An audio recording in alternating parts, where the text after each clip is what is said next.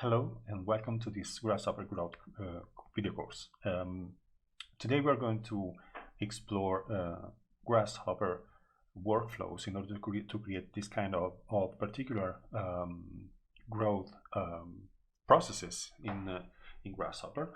We are going to analyze these five topics that you see here represented in this list, and I do recommend that you work with Rhino 6 and Grasshopper 1, and also that you have installed these plugins that you see here in this list on the right: Anemone, Cocoon, Heteroptera, Wallbox, and Weaverbird. These will help us through the creation of the various scripts that we are going to use to produce these different types of growth algorithms. First, if we think about growth algorithms or growth behavior, basically it is something that is based on time. That's why the first point that we are going to explore is time in Grasshopper. So basically, growth structures are systems that, as the name says, they grow in time. So we have to learn how to handle time in Grasshopper. And of course, you absolutely know this particular component or function in Grasshopper, which is the timer, which is this thing here. But we will not be using this because we are not going to work with components that need a refresh, a periodic refresh that can be set via this timer. We are going to create or implement strategies in order to have systems evolve in time, but due to iterations and repetitions. So in order to handle time in Grasshopper, we will be creating loops, basically. And you might know, or you should know, that Grasshopper is not capable of handling loops. So, for example, this means that if I take a point and set one point in the origin, for example, and then I try to move this point horizontally with a unit x vector, and now we have a new point here on the right, which is displaced by this unit x vector.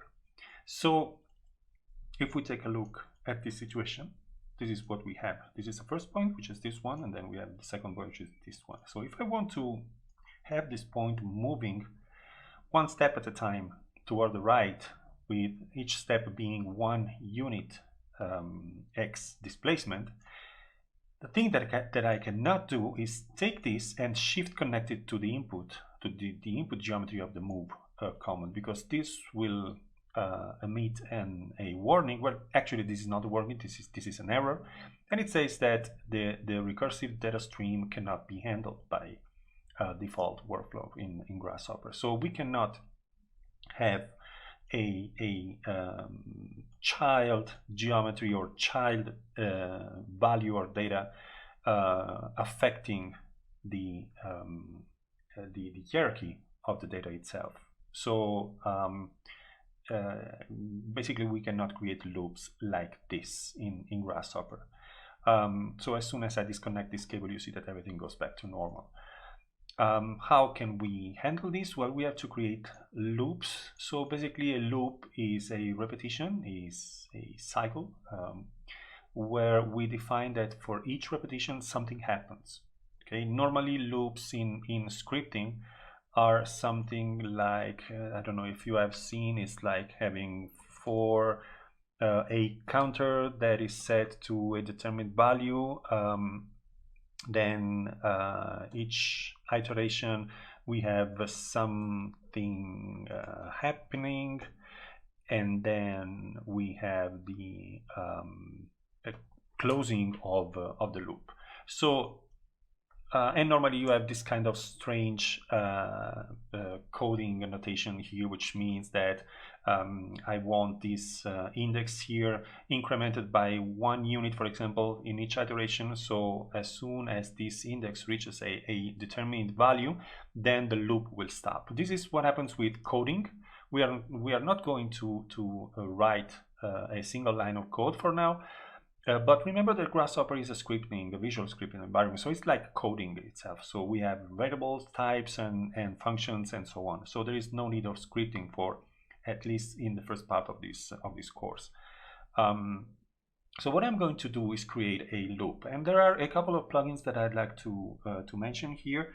The first one is just like telling you that it's there. If you want, you can explore it. It's very simple, and it is called Hoopsnake, which is basically the simplest way of creating loops in Grasshopper. But, well, simplest, it depends. Working with just one component is not always the best thing to do, and also Hoopsnake eventually forces you to create this kind of self-intersecting cables that we have already seen here when trying to connect these to the input of the geometry. So you will have this kind of crossing cables if you use the Hoopsnake, but Hoopsnake is capable of handling this kind of situation. Okay, so don't worry about that if you are going to explore Hoopsnake.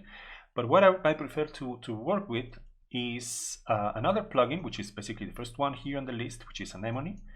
There is this very small toolbar for Anemone. There are 4 groups, and the last 2 groups, we are not going to talk about them at all. They allow to perform some interesting operations, like, for example, importing loops from another file, another Grasshopper file, where you define the loop in it, and then you can call that loop from another Grasshopper document, like, for example, this one.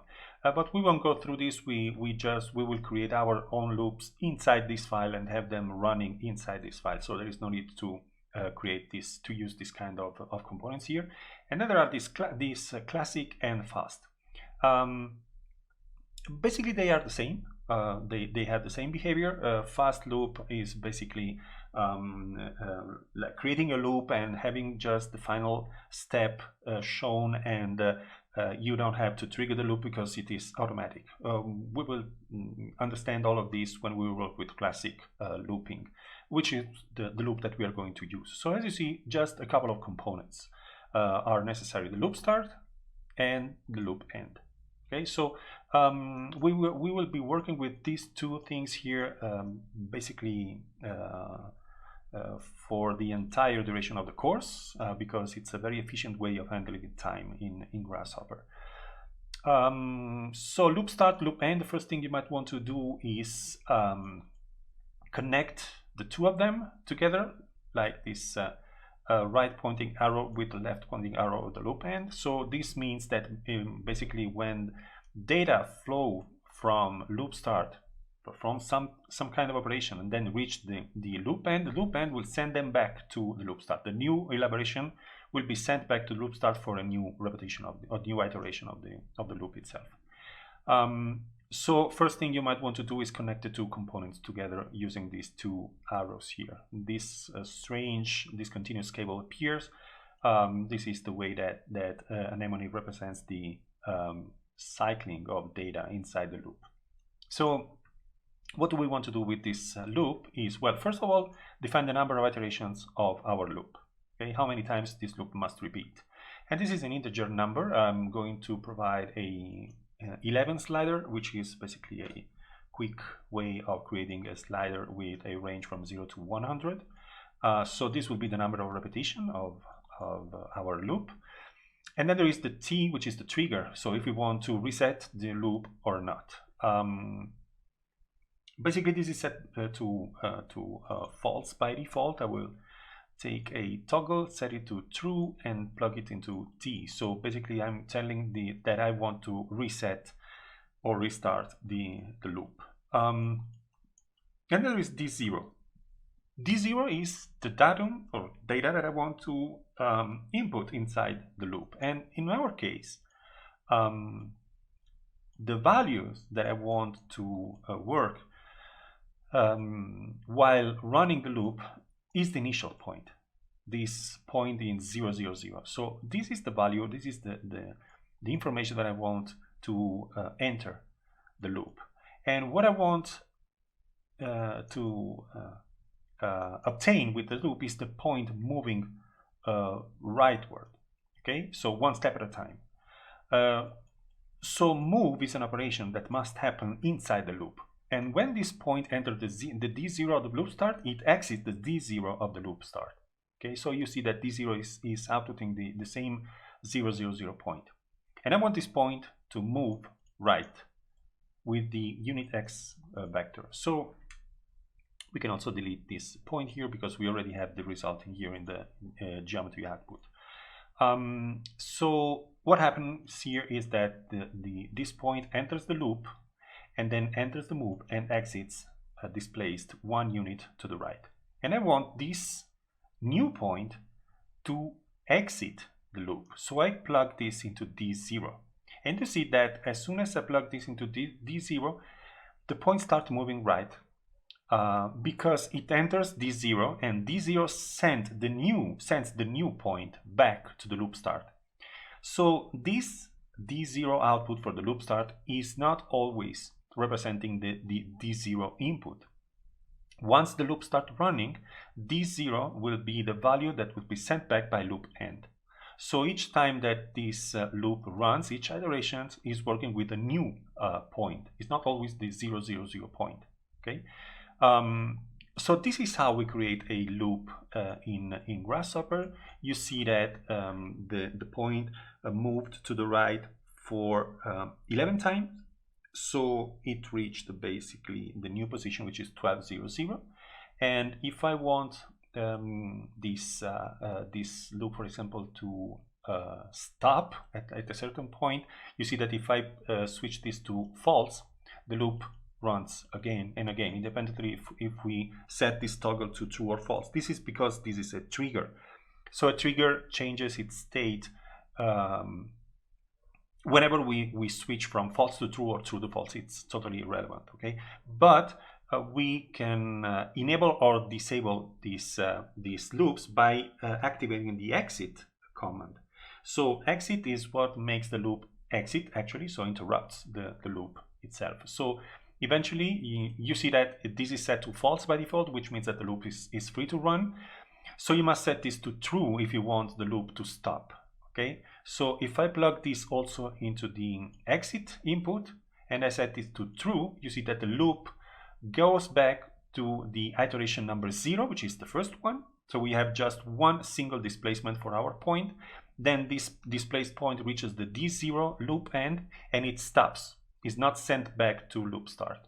And when I set this to false, loop start registers a change, a trigger, and the loop end is free to run because exit is set to false. So if you want to start and stop the loop at your convenience, then you just connect this toggle to both trigger and exit. Okay, so we have this simple way to start and stop the loop. This is a very very simple scenario, and you see that the output of our loop is set to D0. So if I take a panel and plug this here, you see that now if one thing that you might want to do is turn off everything but the loop end. So if I set this to false, you see that you have this increment of the x coordinate of our point because it's moving to the right. Okay, so this is how we create a simple, very simple loop in Grasshopper, and we have time running basically, even without using a Grasshopper timer. Okay. A few considerations must be made about this anemone loop. First of all, this is something that I have discovered during my university classes, and from time to time, the loop start and loop end component tend to start failing. So if you see that you trigger the loop and nothing happens, most likely you have to substitute the loop start and loop end with new instances of the same loop start and loop end, meaning that you should eventually, if you see that nothing happens when you trigger the loop, you must take a new loop start and a new loop end, just like this, and then you control shift all the cables from one instance to the other one, so like this, and then also for the last one. And this is enough. You can get rid of the previous instances, and you will see that eventually everything will go back to normal. Okay, so keep in mind that if you see that nothing happens while working with anemone and loop start, loop end, it might depend on some weird error that happens from time to time with this plugin. Okay, so nothing to worry about, but just keep in mind that if things stop working, then you might want to substitute these two components here. I'm going to Control G, Control E this group here. So we are going to build some more interesting loops. So for example, this is something that the only thing that it does is having a point moving toward the right. Okay, let's see for example how we can create a more interesting animation of this point. For example, like creating a some kind of oscilloscope or some kind of controlled displacement for the point. Okay, so for example, I'm going to start always with a point set to 0, 0, 0. What I want to do is create a loop, so I'm going to grab the loop start and loop end once again and plug them together, and I'm going to create an 11 slider. Just get used to this kind of workflow, and I like to repeat these initial steps just so that they get basically engraved in your memory. Okay. And the trigger, remember to plug the toggle. Oh, by the way, normally I like to use the false start toggle, but in this case it's not a good option.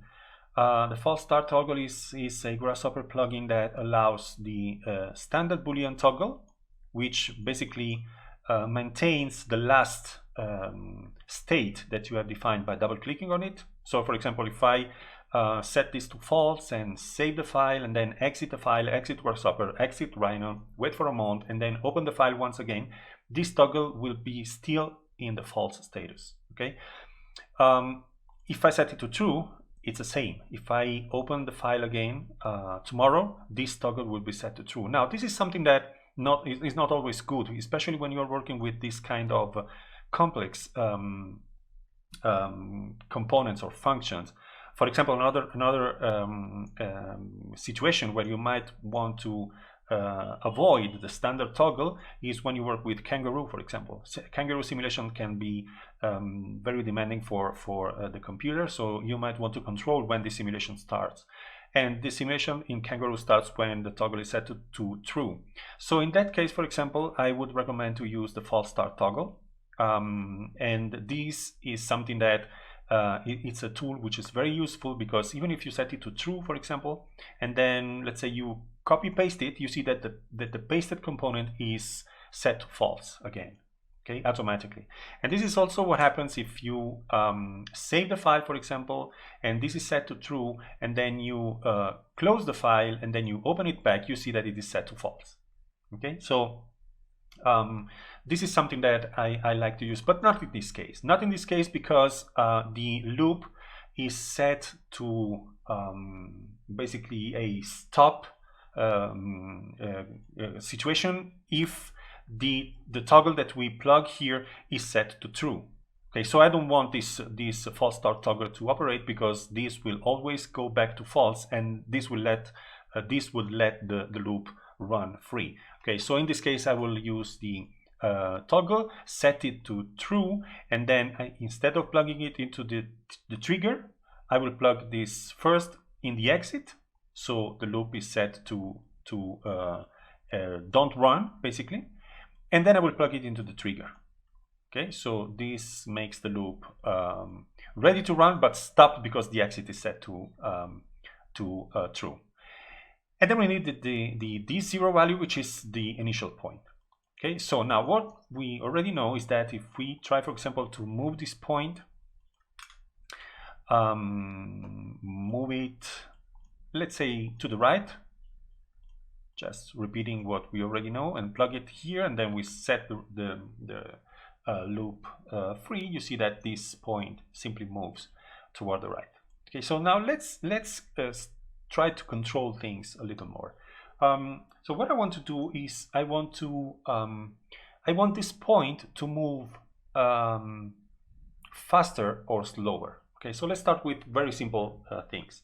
Of course, the speed by which this point moves to the right depends on the vector.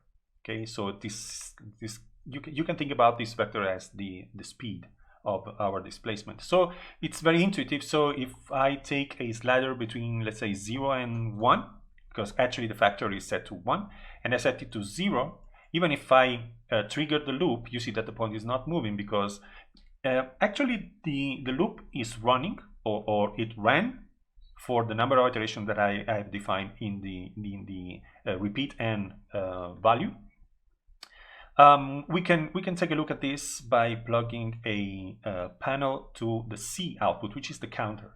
Okay, so I will eliminate the paths and indices, so I just have this number here. And if we do this, you see that the loop is running, but the point is not moving because the vector is a null vector in this case.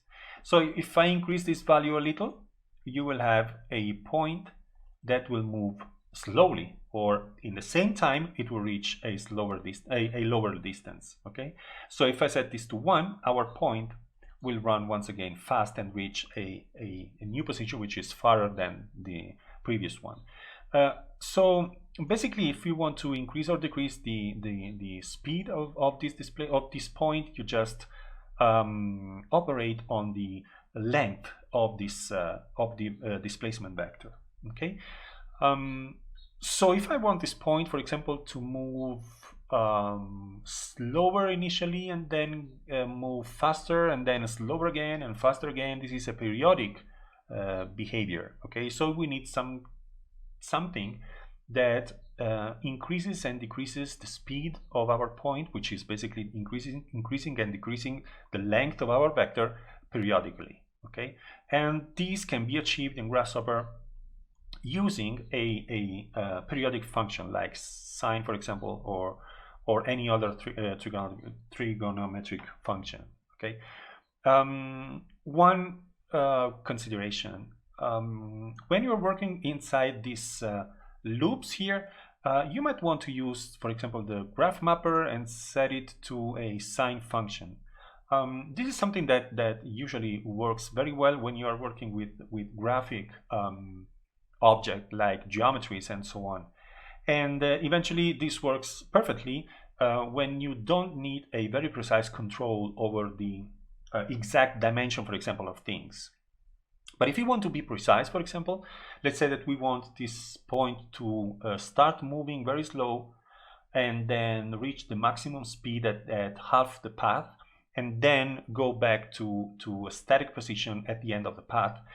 I will not work with the graph mapper, because even if I try to place this handle here exactly at the midpoint of the top edge of our graph, I am not absolutely sure that this graph is reaching back the 0 value at the end of the horizontal axis of this graph. Okay, so there is no way of being absolutely precise if you work with the graph mapper. So when working inside a loop, I prefer to use mathematical functions like sine, for example. So sine is a function that basically outputs a value which depends on the input value here, which is an angle. And this angle is measured in radians by default. Okay, so when the x is 0, it means that the angle is 0, and the sine corresponds to this point of the circumference. So it's basically represented by the y-axis, which is the sine x. Okay, so if x is 0, then sine is 0 itself. Now, this is in radians. Okay, and it's very unusual to work with people that prefer working with radians. So I will switch to degrees in a while, but as this value increases here, the angle will increase itself, counterclockwise, of course. So what happens is that as soon as the angle reaches 90 degrees, we will be considering this point, and this point lies at a height or a y coordinate which is 1. Okay? So when the angle increases,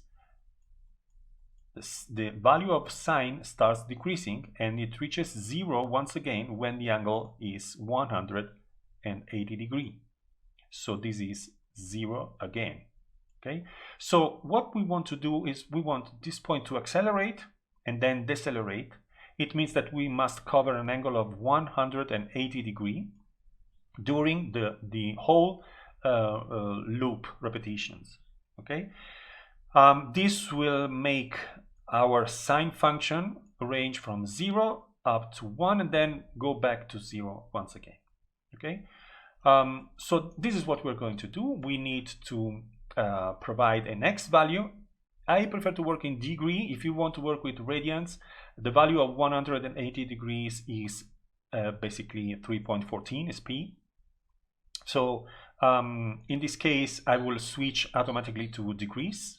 So I know that the degree that gets into the x input must correspond to 0 when the loop starts and 180 when the loop ends. There is one thing that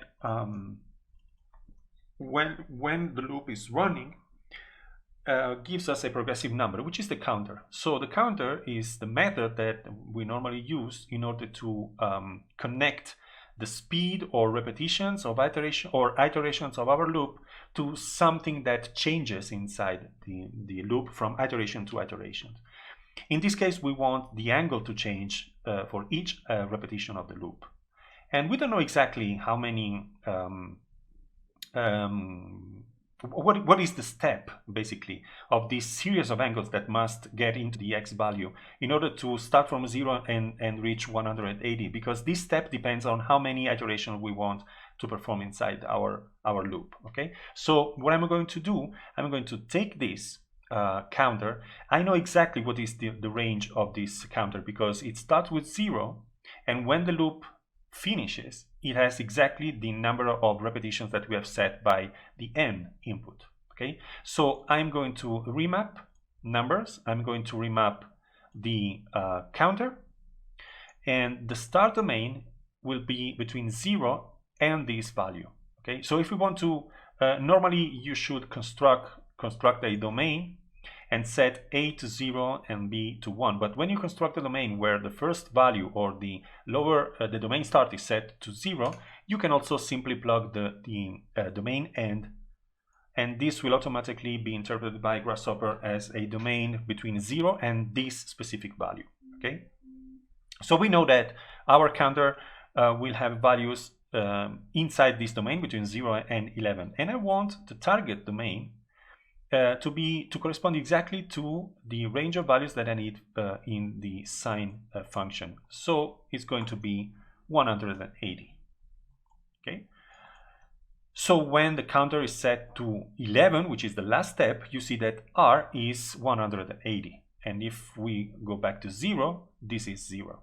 Okay. So we can take a look and copy paste this panel and see what happens in real time. When this loop is running, this value here, which is the counter, will increase 1 unit at a time and reach 11, while this one will use a specific step that I don't know exactly in this moment. It's probably 180 divided by 11, but it will reach 180 when this value is set to 11. Okay, and so I want this value here as the x value for our sine, and I want our sine to be the factor of the unit x displacement. So everything is set, and I'm going to release the loop. Yeah, in this case, you see, there is very everything happens so fast that we cannot eventually detect this change in the speed of our point. Okay, so what I'm going to do, I'm going to increase the amount of repetitions. Okay, like this, and then I'm going to have this running. You see that it starts slow and then go faster, and then it's slower and slower and stops at the end.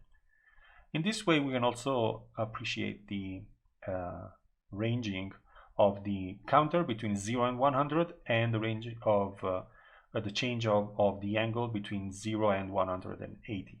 Okay, so in this case, for example, if I set this to 360, we will have angles between 180 and 360. This will produce negative values for the sine, which means that our unit x will be pointing left, and this point will start moving backward. Okay, so if I set this to false once again, you see that now it reaches the half the length of the whole path, and then it goes back to the initial position because the sine is getting negative until it reaches back to 0. Okay, when 360 is basically the same angle as 0. Okay, so this is what happens with a full 360-degree cycle. Of course, if we use multiples of these, like 7 to 0, we will have 2 oscillations of our point, like this. So that's why I was talking about oscilloscope or something like that. But this is not exactly an oscilloscope. We should be working with audio and sound and so on, but this is not the case. Okay, but once you learn how to affect the behavior inside the loop, you will be able of creating whatever type of loops and weird behaviors for your definitions. Okay. Now we are just considering the x displacement. Of course, in this case, we can also eventually consider a three-dimensional vector. For example, if we want this, well, let's take a. Let's try to simulate, for example, a point which is rotating around the center of a virtual circle. Okay, so what I'm going to do, I'm also going to use the cosine function, convert it into degrees, and then use the same r that comes out from the remapping numbers. And what I'm going to do, I'm going to move this point, or basically as we are just using the sine and cosine function, instead of moving this point, I am not going to work with a displaced point. I want a point to move along a circle using the sine and cosine function. Okay, this is what I want to do. Of course, I could use, for example, I could bind the cosine to the x and the sine to the y, and well, actually, this will force me to perform two displacements, but I can also create an x, y, z vector, so I can blend the two contributions, x and y, inside one single vector and use it in order to move this point.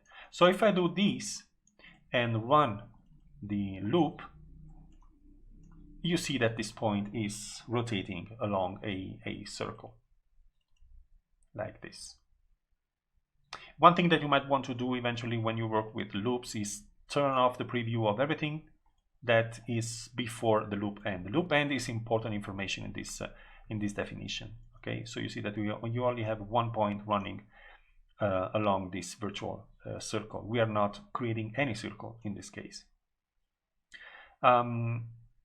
Of course, we can also repeat this kind of behavior just to have an idea that what happens inside the loop is totally up to the designer. Okay, so there are several ways that we can imagine in order to create the very same behavior inside this loop.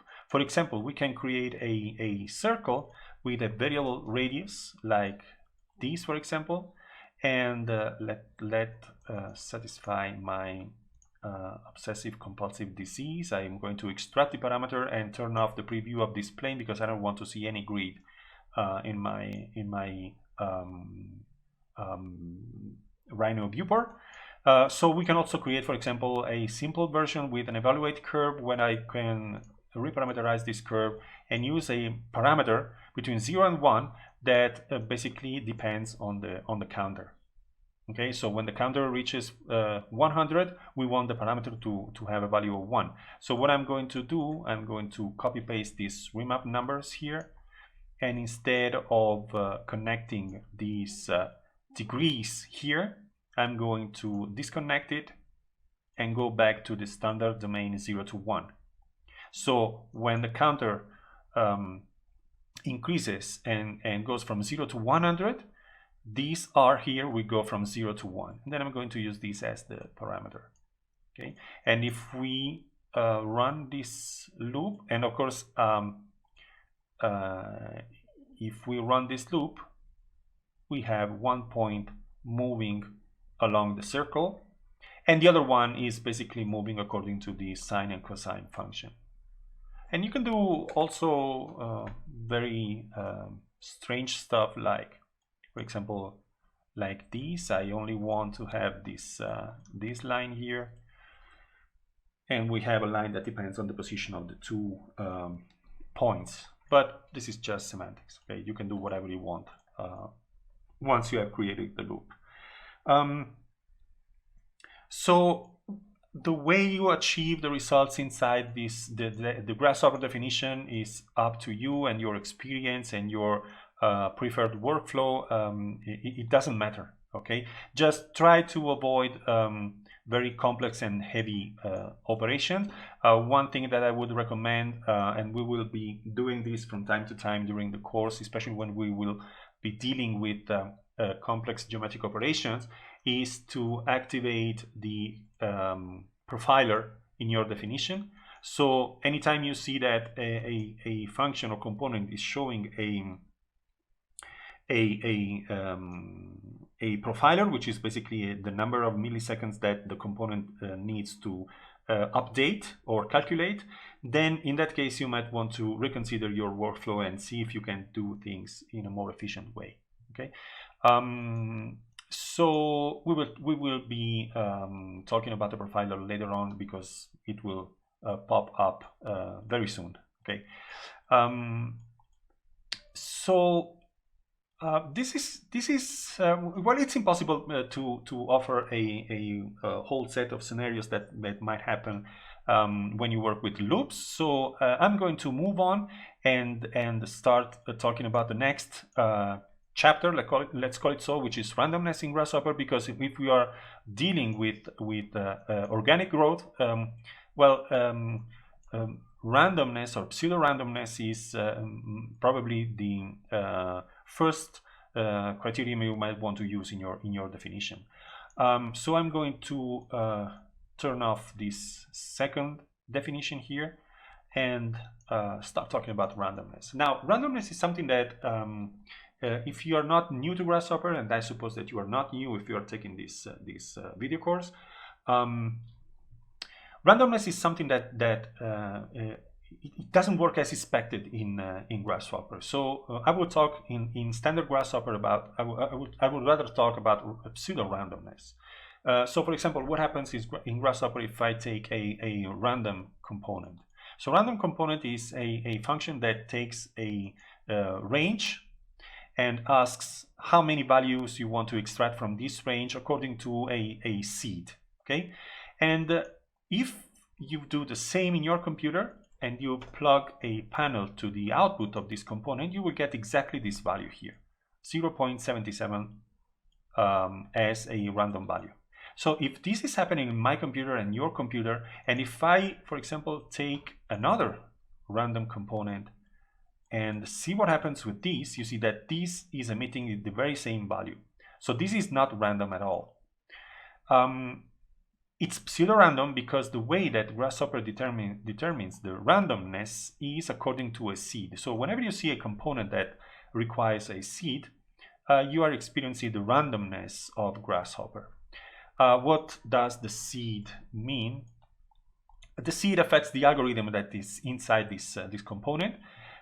So it asks for an integer number. So if we provide a number, let's say between 0 and normally when you work with seed, there is no need to have a specific range. So I do recommend to use a very generic range, like 1 million, for example, or 10 millions or whatever.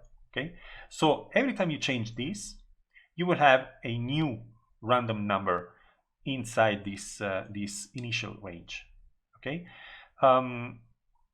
But just keep in mind that if I set this to 100,000, I get 0.25.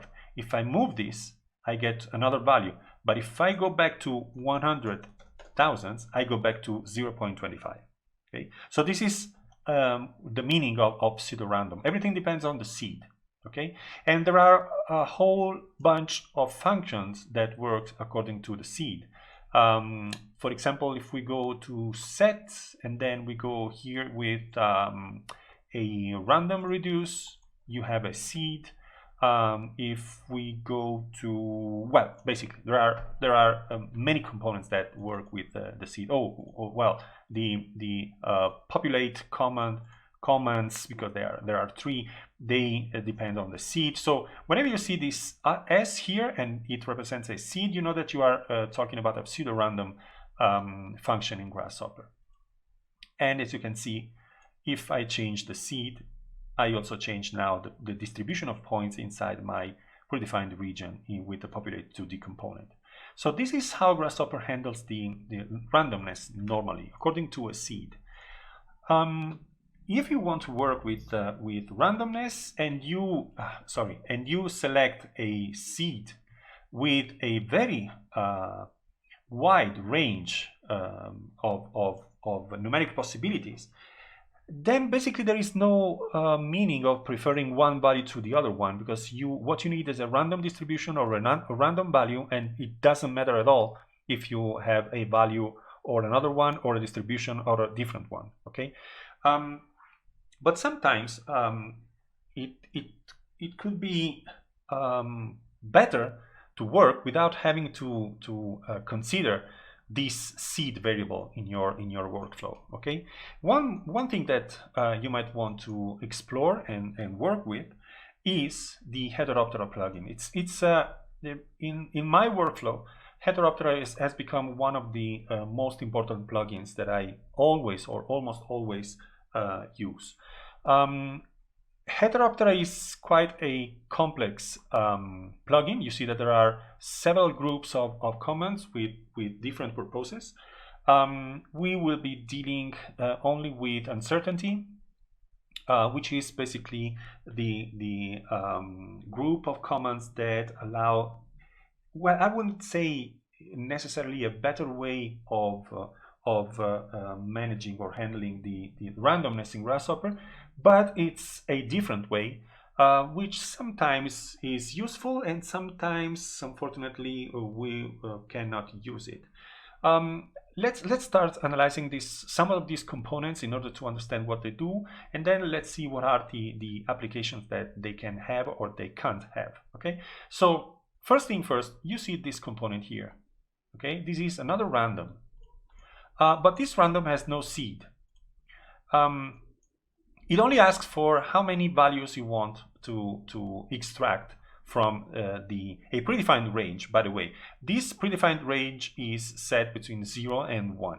Okay, and unless you select bipolar mode, which basically is switching to a -1 to 1 domain.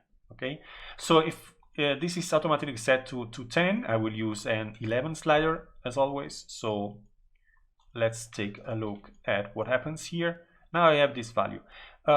What's the important thing about this component here? The important thing is that if you try to do the same, exactly the same definition with 11 random and a panel, you will see that the values coming out from the random component of belonging to Heteroptera plugin are not the same as mine. Okay, so this random is actually using a different way for determining this randomness. Okay, of course, this random must have some kind of algorithm behind. I am not 100% sure, but I think that the seed of this random depends on many factors. It probably depends on the date. It probably depends on the time you have inserted the component in your canvas, but it depends also in the moment that this component is calculating the values. So if I hit F5, for example, which is basically a refresh of the definition, I am hitting F5 right now. You see that values change. And this means that this algorithm here is considering the actual time for determining these values. Okay, but I'm not 100% sure on how it works. I hope to have confirmation from the other itself.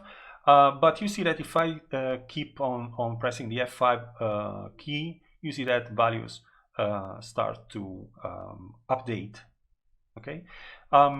But also, if I, for example, take a look at the first value. Okay. Or well, let's say I want just one value. Okay, which is 0394423. Okay. So if I increase, for example, the amount of value to 2, you see that the 039 is no longer present. Okay. But if I switch back to 1, you see that 039 is not present anymore.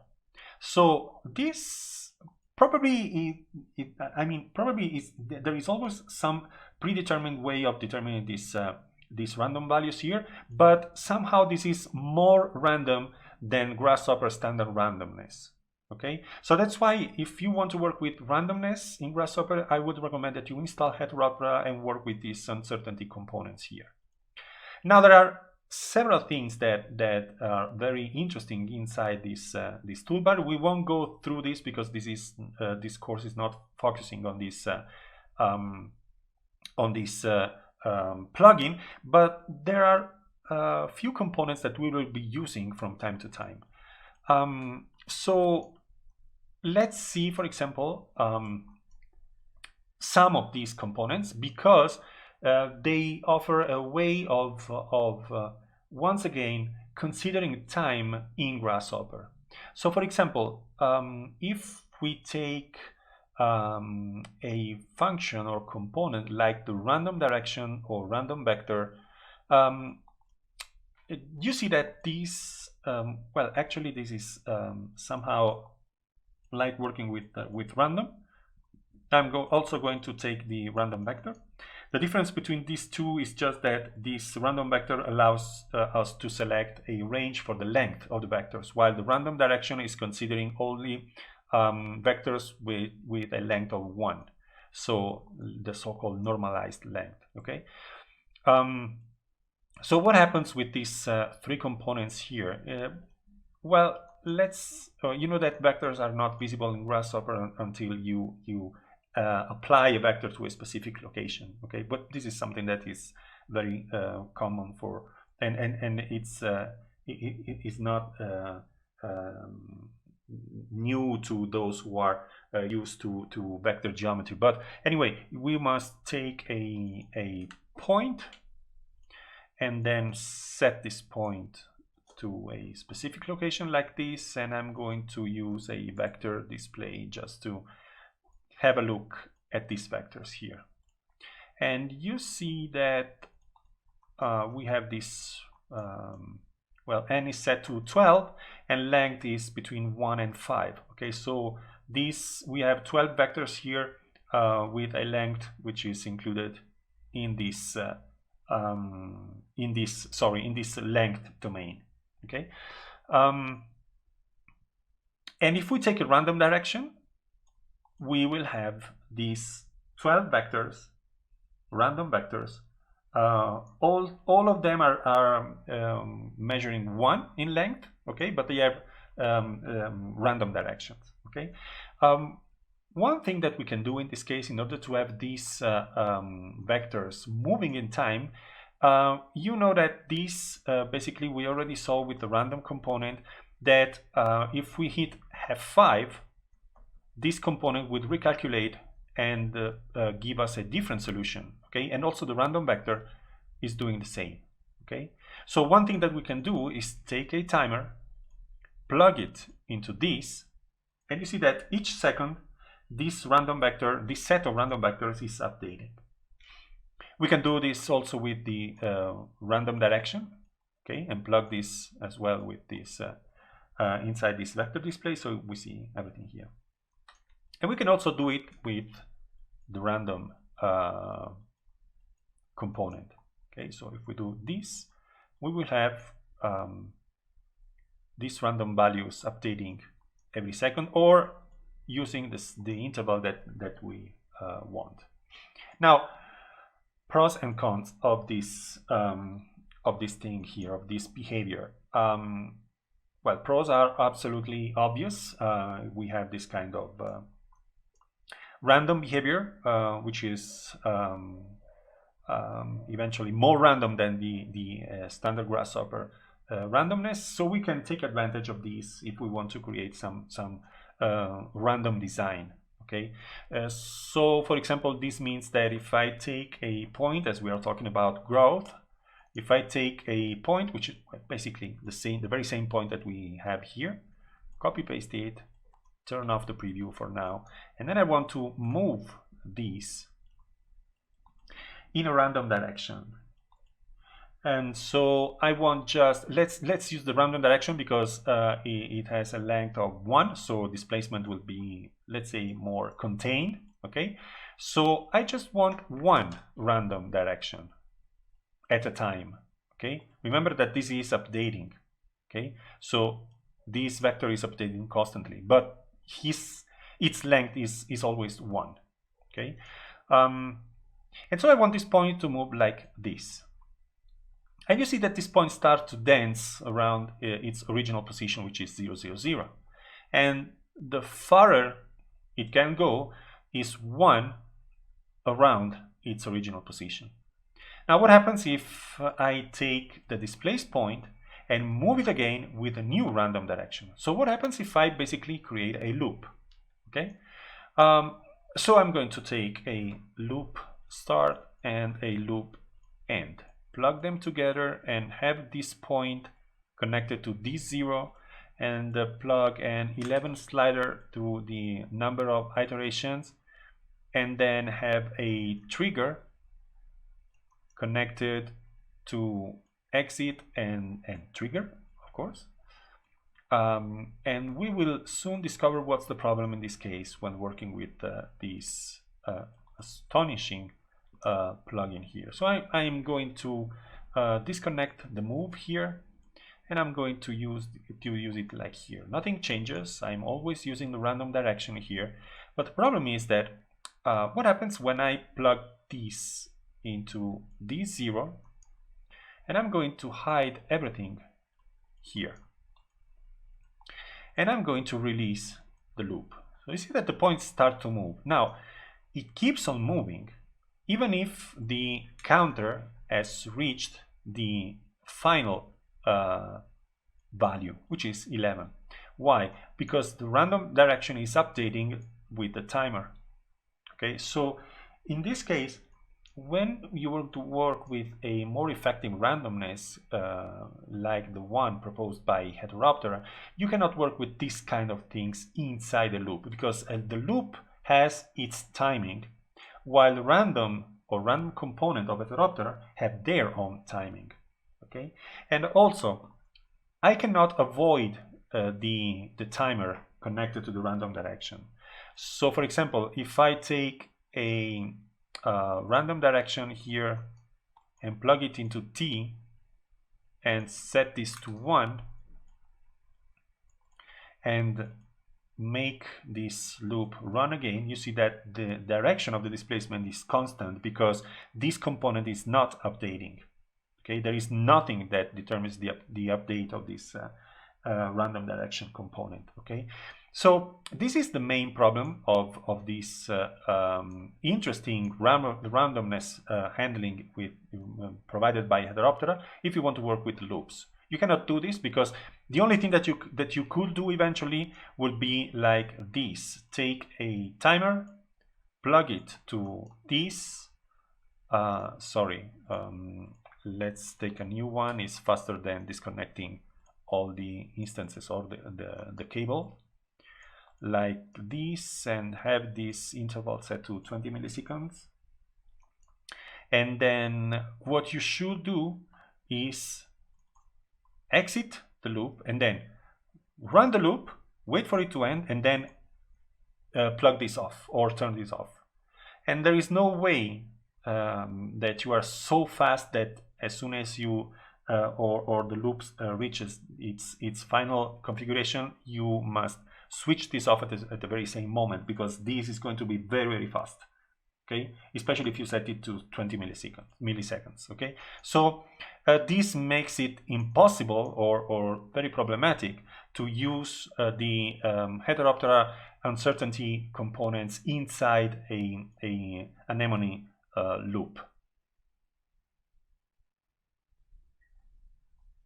So Heteroptera randomness is not the option if you want to work with the loops at the same time. So we must find a way to create random behavior inside anemone loops. So I'm going to leave all of these as a reminder of why we cannot work with the Heteroptera random component. Just like I will place here a scribble and set this to why Heteroptera randomness cannot work with anemone loops. Okay, so this is just a reminder of this particular situation here. So let's group all of these and turn this off.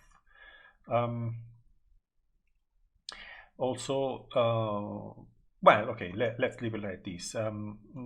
So let's find a way to create a loop with a random behavior inside, not depending on or relying on Heteroptera components. So what I'm going to do is take a point, classic point, set one point to 0. I'm going to top viewport, plug this into D0, set iteration to 11, and a trigger. So we have this and this. Okay, so what we are going to do is always move this point inside the loop. Let's turn this off immediately, and then we will have nothing because I didn't plug the vector. Well, not nothing. This is moving vertically. Okay, so here it is. So I'm going to use for now, well, what I want to do is create a random displacement in the XY plane. Okay, so this time I'm going to use the XYZ vector component. I'm going to use this as displacement vector. Everything disappears because this is set to 0, 0, 0 by default. So what I want to do is provide well, not the Z component. The Z value would be set to 0 because we only want the points to move in the XY plane. So what I need is a changing values for X and Y. Okay. So what I'm going to do, I'm going to create a random standard random component from Grasshopper. And I need two of them because I need X and Y. Okay, so if I release now the loop, you see that this is what happens. Why this happens? Because both the random are providing the same value.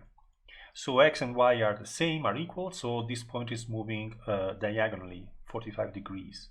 Okay, this is what happens. But we know that if we want a X and Y to be different between them, then the seed of each random must be different. So seed is by default set to 2. The simplest thing that we can do is set the second one to a different value, and then we will have a different inclination because this is set to 77 and this is 0.72. Okay, what we can do is make this seed depend on the counter. Okay, so what happens if I take a value between 0 and 11 and plug it into the seed? So we are affecting the second value, 0.72. Okay, so as soon as this slider increases, you see that the value is changing. Okay, so this is the effect of a changing seed on this random component. So if the counter, which is an evolving value, changes from 0 to 1, 2, 3, 4, 5, etc., this will determine this slider, this random, to have these values here. And if I take the counter and plug it into the seeds of both randoms, we will always get the same value, but this value will be changing in time. Okay, so this point will no longer move diagonally 45 degrees. It will move, well, we need more iteration in order to see this. But this point will move in diagonal, but this is changing basically the length of our vector. Let me show you. So when we release this, you will see that this vector changes its length, but not its orientation. Okay, so we always have 45 degrees inclination for this diagonal here, but the point moves faster or slower according to the length of the vector. Okay, so what we need is two different seeds in each iteration for these two randoms. And what we can do is simply create add a mathematical operation to this value, two different mathematical operations. Well, basically, we could also leave the seed with the counter value and just affect the other seed with a mathematical operation. Like, for example, placing an expression here and say I want this seed to be x plus 1. Okay, so this is enough to have different values in the two randoms, and then this point will no longer move diagonally. You see that it has this kind of fibrillation here. There is something which is more tricky about the seed. If you have seeds that are basically almost the same or very close to each other, the random behavior tends to be less random than the desired behavior. So I suggest that if you want to work with two different seeds, you work with two very different seeds. Okay, so instead of placing an expression like x plus 1, I would say x multiplied by 10,000. Remember that the seeds is totally irrelevant if you have a value or another one. Okay, and so this makes our oscillation, you see that is more random than before. Also, another thing that it's important, if we continue to work with only positive random values, this point will only move to the right and upward, because x is always positive and y is always positive. Okay, we need values to be to be positive and eventually negative at the same time. So range for the two random must be set accordingly. So I would construct a domain, or we can also use an heteroptera command, which is maths and its symmetrical domain. This symmetrical domain asks for the length of the domain and what is the center of the domain. So if length is set to 10 and the base of the domain is 0, the resulting domain will be between -5 to +5. Okay, so if we want a domain between -1 and +1, this length must be set to 2. So I will take just a slider between 0 and 10. So I would say, for example, 2.00. So if I plug this here, we will have -1 to 1. This will be the range for our two random components. So you see that also the value can also be negative in this moment. So if I switch back, you see that now this point is starting to moving around randomly or pseudo-randomly around its original position, which is this one. Okay, and so we have this two-dimensional random behavior. And if you want to to trace, for example, the movement of this point, what we can do is use the loop and possibility to record data. Okay, there is an explicit way of doing this using a data recorder. Okay, so if I turn off, well, basically everything here but the data recorder, and empty this data recorder, and then let's say we start the loop again, you see that data recorder is actually storing each new position for our point inside itself. So we have a list of 101 position, including the first one, the original position, plus the 100 iterations. And then if we plug a polyline component, for example, this is the behavior of our point. See this thing here. See, for example, this it looks like some kind of pseudo-fractal geometry. You see that there is this kind of repetition with this curly behavior here and here and here. You see this? So this is due to the fact that seed is never enough to produce an effective randomness. Okay, so you see also these spikes here, this like arrow style geometries here, and also this sequence of spikes in this direction. This is always due to the random. Okay, one thing we might try to do is use another expression here, like x multiplied by 500. This will produce a different behavior. See, but you will always notice some kind of repetitive pattern. Okay, like these triangles here, for example.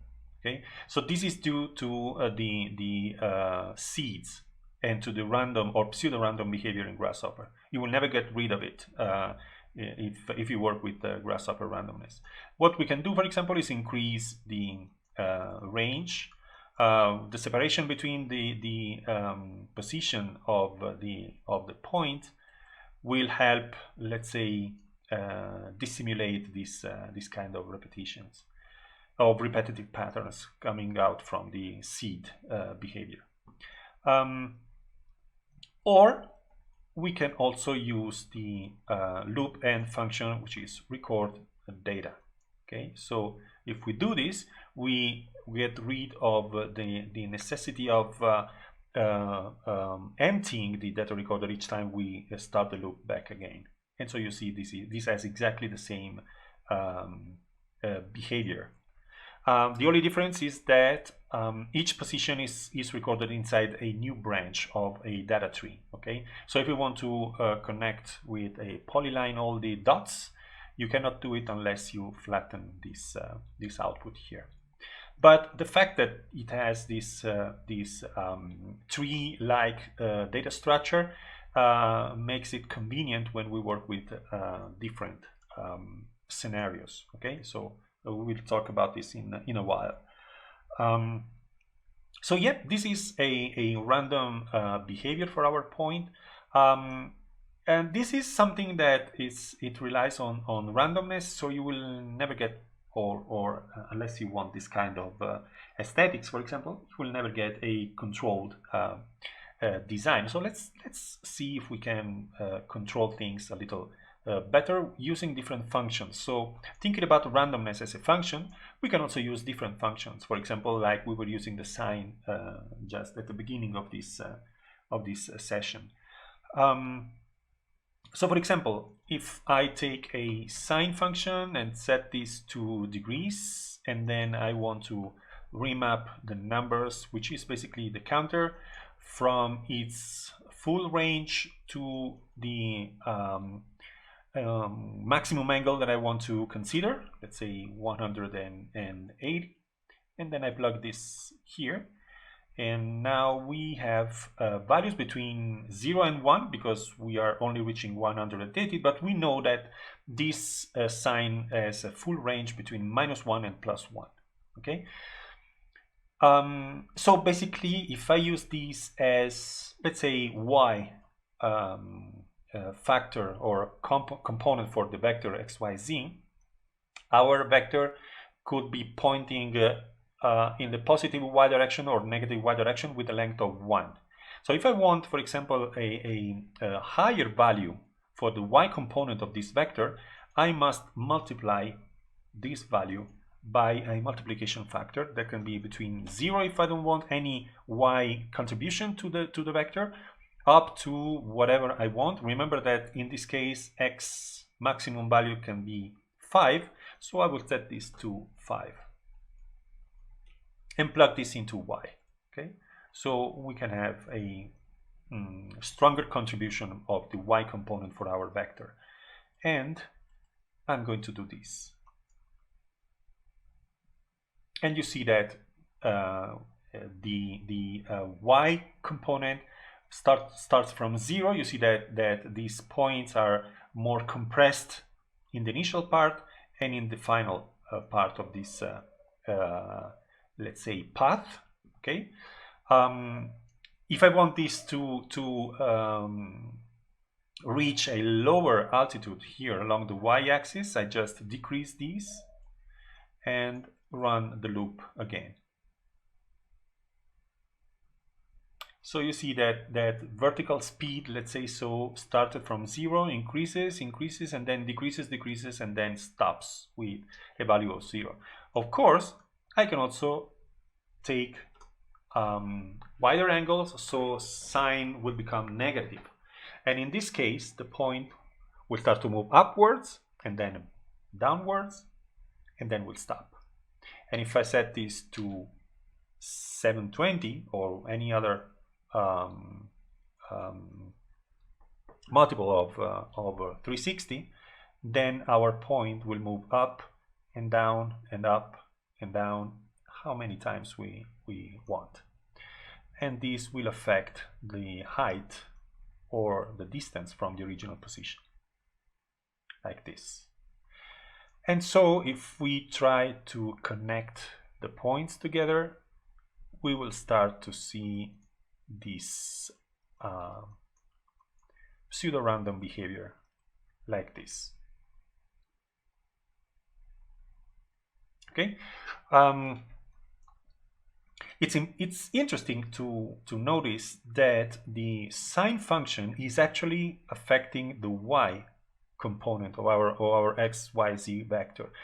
So basically this is determining the vertical oscillation, but we also see that this point is moving like horizontally, like if it was some kind of periodic function. Okay, but this is always because of the seed.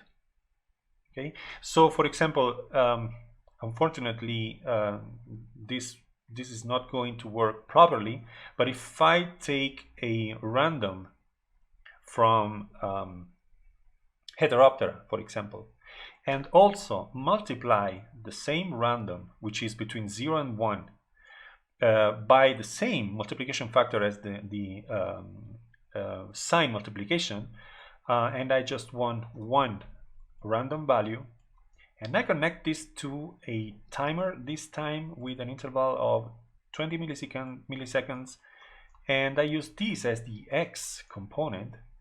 Now, what happens when I do this? Now you see that we have a more random behavior. The problem is that in this very moment, as we are working with a data recorder inside the loop end stops recording new values as soon as the counter reaches the number of iterations provided. Okay, so we should be seeing the polyline, the last segment of the polyline, continuously growing. Okay, but this 0 always contains 101 points because it stops recording when the counter reaches 100. Okay, so even if this random is still working, is still emitting values, and the vector is still changing, no point is being recorded. So if you take a look at this component here, you see that the point is still moving, but this loop end is no longer recording. So when you record values, data inside the loop end, there is no need to stop the timer. Okay, So this is the only solution that you have when you want to work with heteroptera randomness inside an harmony loop. Okay. Of course, this is generating this kind of wavy behavior because the sinus increases, decreases, increases, decreases periodically, so there is no way of affecting this. And what happens with this, why it always moves to the right, because we are working with an absolute value which sets this random value between 0 and 1. If we switch to bipolar, for example, then we will also have negative values like this. And you see that actually there is no periodic behavior in the horizontal direction. See? And each time I release the loop, I will get a new solution.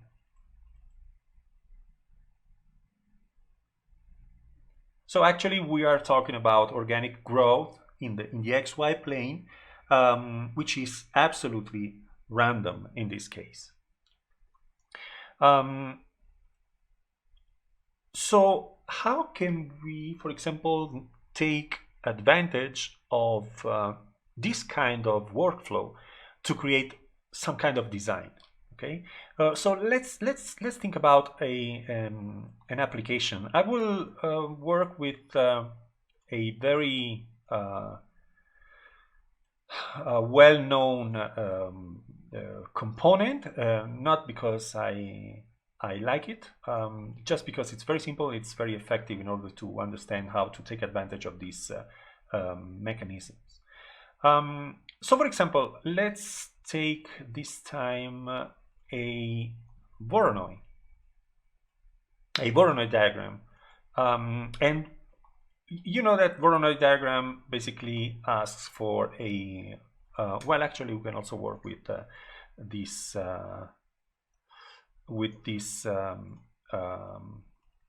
implicit input like this, and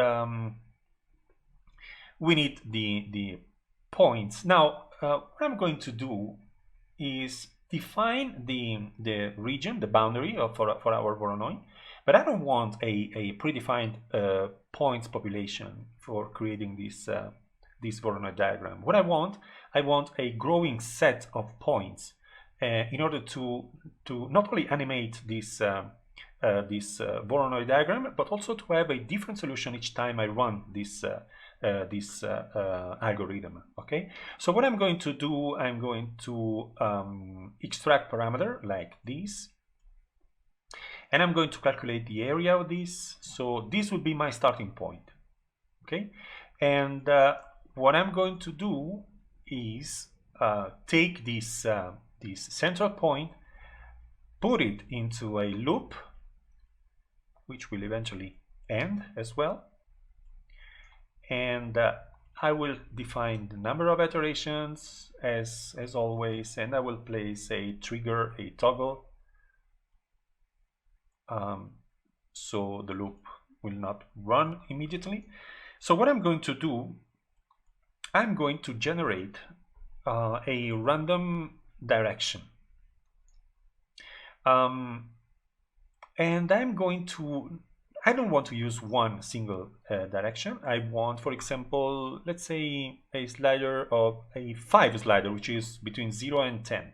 Okay, so I need this amount of direction, 5 vectors. Okay, and I want to move this point here with this vector. Now pay attention to this situation here, because it makes sense for now, but you must consider this thing. Okay, when working with loop, the worst things that you can do is lose control over the amount of data that is being generated by the loop itself. So for example, take a look at this. I have one point here entering the loop, and this point is displaced 5 times. So I have 5 points right now. What happens if I take these 5 points and plug them into the D0 loop and input? There will be 5 points coming back, exiting the D0 and reaching the geometry for the move. So 5 points will be displaced using 5 vectors. Okay, so we will have eventually 25 points, and then 25 points will be inserted once again into the loop and will be displaced 5 times again. So 5, 25, 125, 600, and so on. Okay, so pay attention to this, because this can be very, let's say, problematic for the computer to calculate the loop down to the last iteration. Okay, so what I would do eventually is like this. If we must handle this data structure in order to avoid this kind of thing, and what I want to do is create 5 different let's say sets of displacements. Okay, not 5 displacements for each point that comes in. I want to create 5 different branches. Okay, so if I set these to 1, this is very useful if you want to understand how the data structure will be generated inside the loop. So set this to 1 or 2 very small values in order to understand what data structure is going to be generated. And then you can also use a param viewer, which is very useful in this case. So of course now we have a data with 1 branch, then plug 1 here and plug 1 here. Okay, so this will give you a clear understanding of what happens when we run this loop. Okay, so if I run this,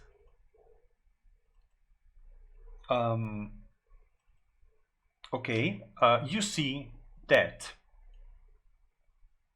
we have in this moment a list of 5 points entering the move. This is just the first iteration. Okay, so we see that we already have 1 list. Data with 1 branches is just 1 simple list. We can recognize it by the double cable here. But if we increase this to 2, then we must run this once again. You see that everything is working fine right now. So we have 5 points here being displaced 5 times. So we have 1 point being displaced with 1 vector. So everything works fine. We have just 1 resulting point, and etc, etc, etc. Okay, so try increase these and just verify, double check that you don't have any tree coming out from this situation here.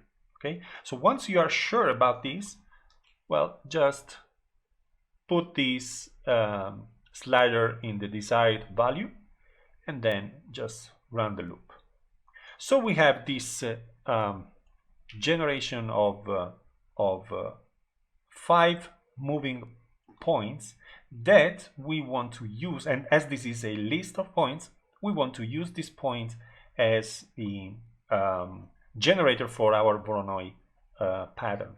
Now the problem is, let me undo the deleting of this. What happens when we record this data?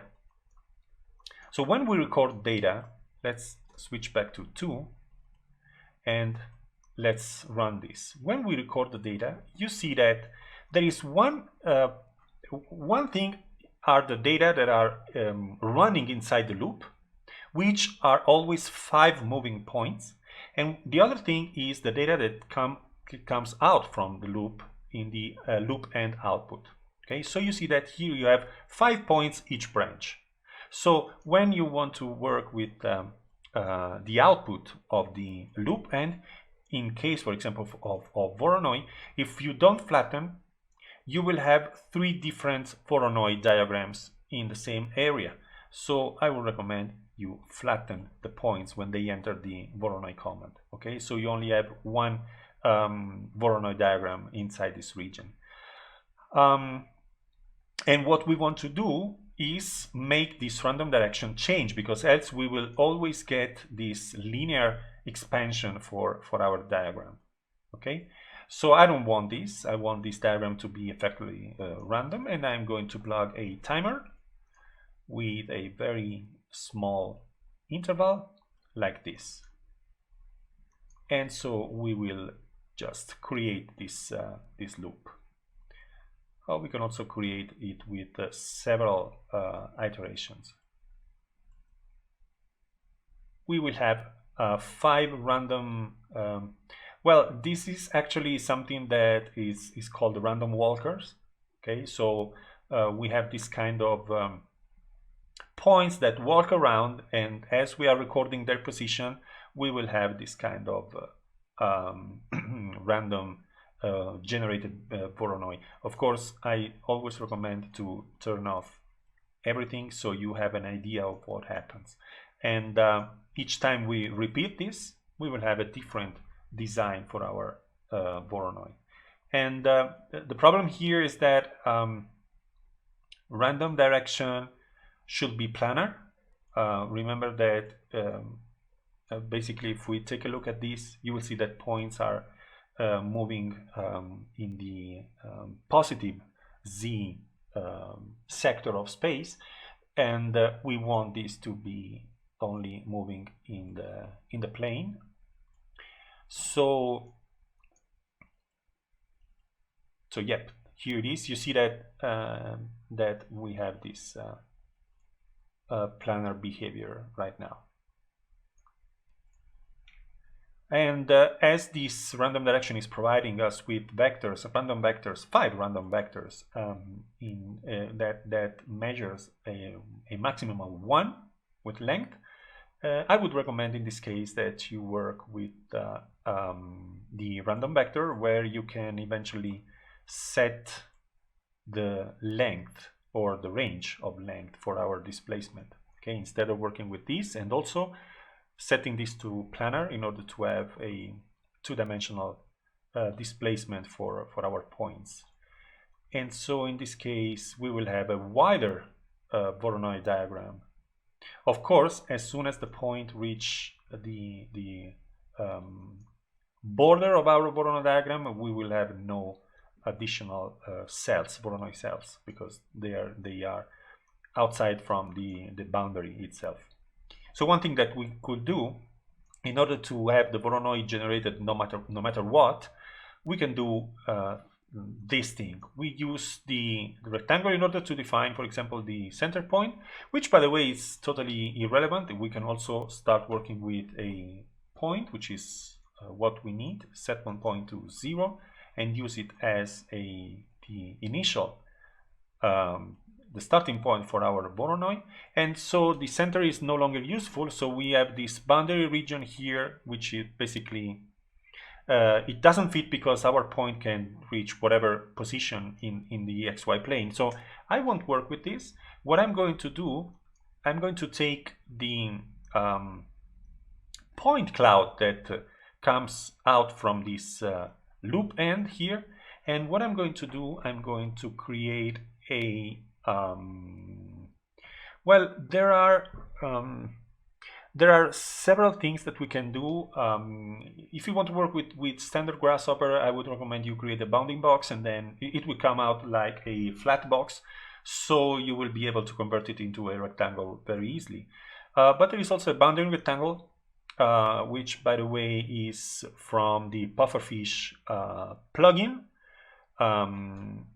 So this basically asks for the geometry that you want to consider for creating the boundary. So I will flatten this because it asks for a list, and so you see that this rectangle adapts to basically the point's position.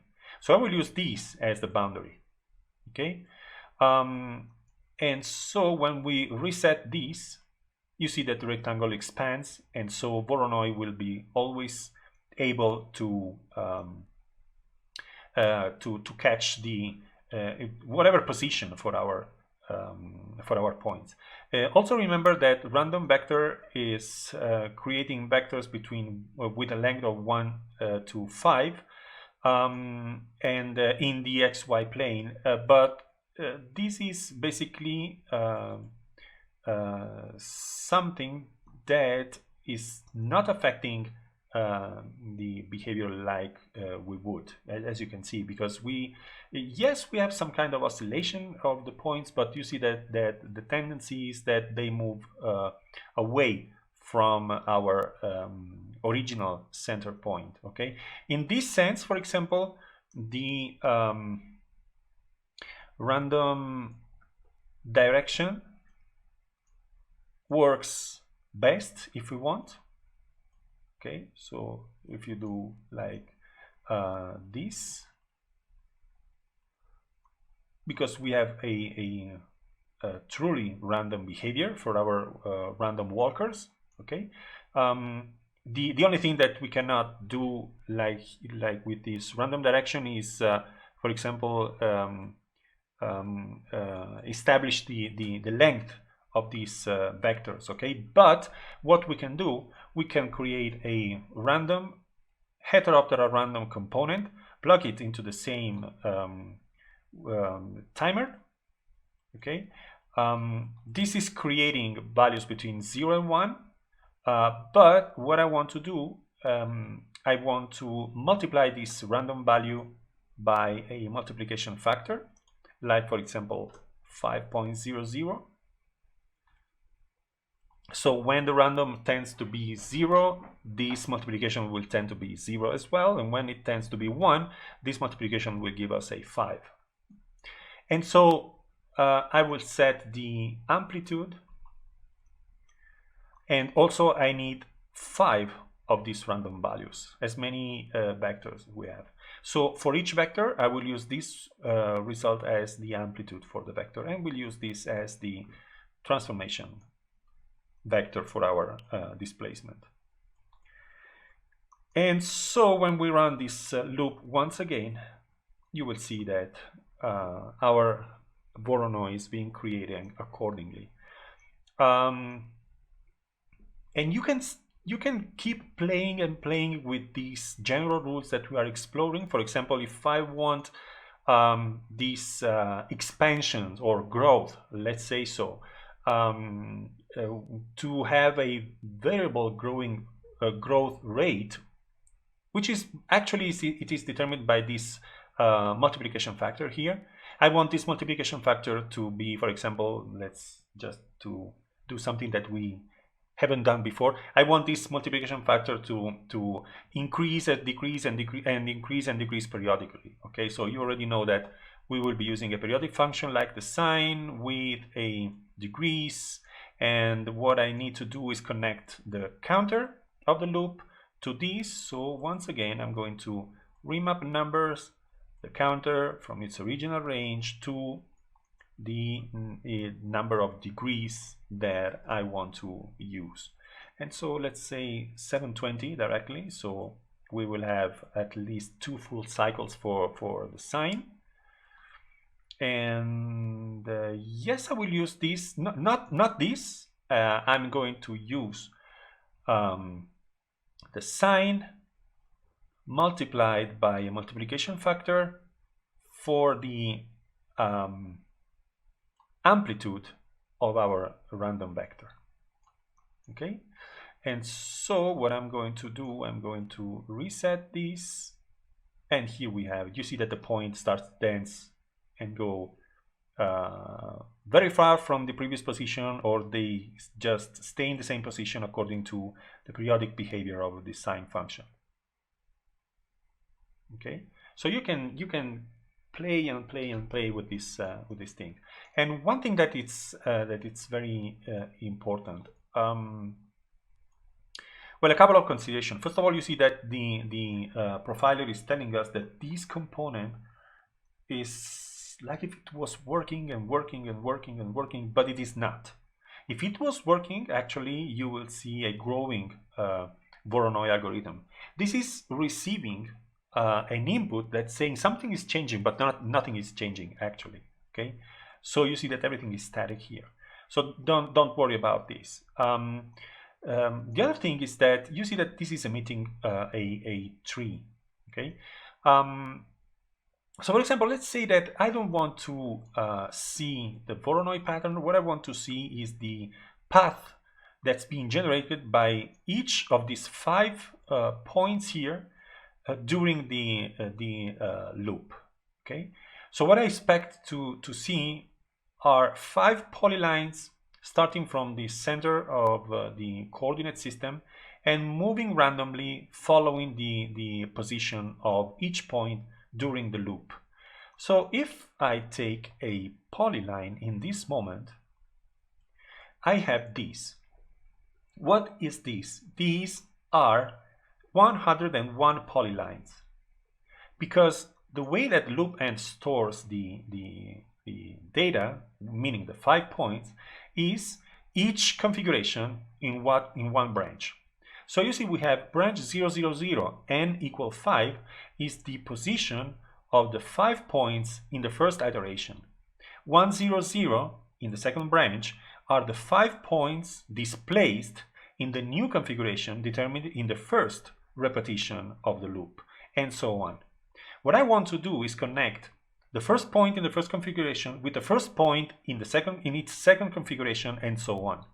So I want to connect all the first points belonging to all the branches, and then all the second points, and all the third point, fourth point, and fifth point. So what I need to do is basically flip the matrix. And if I flip the matrix, I will have the random walker path. Okay, so at the same time, I can have the path of the points and also the diagram that is being generated, as you can see. Not that this is relevant, by the way, just so that you know how you must deal with the values that come out from the loop and component. Okay. One other thing is that the tree structure that comes out from the loop end can be very heavy. And also, if you're working with simple points, this simple operation can become very heavy also for a good workstation. Okay, so pay attention to this. I would recommend for this reason that you program your loop and your behavior with a small amount of repetitions. Then if everything works fine with a few repetitions, everything will work perfectly with a huge number of repetitions. The only difference is that the computer will be stressed a little more.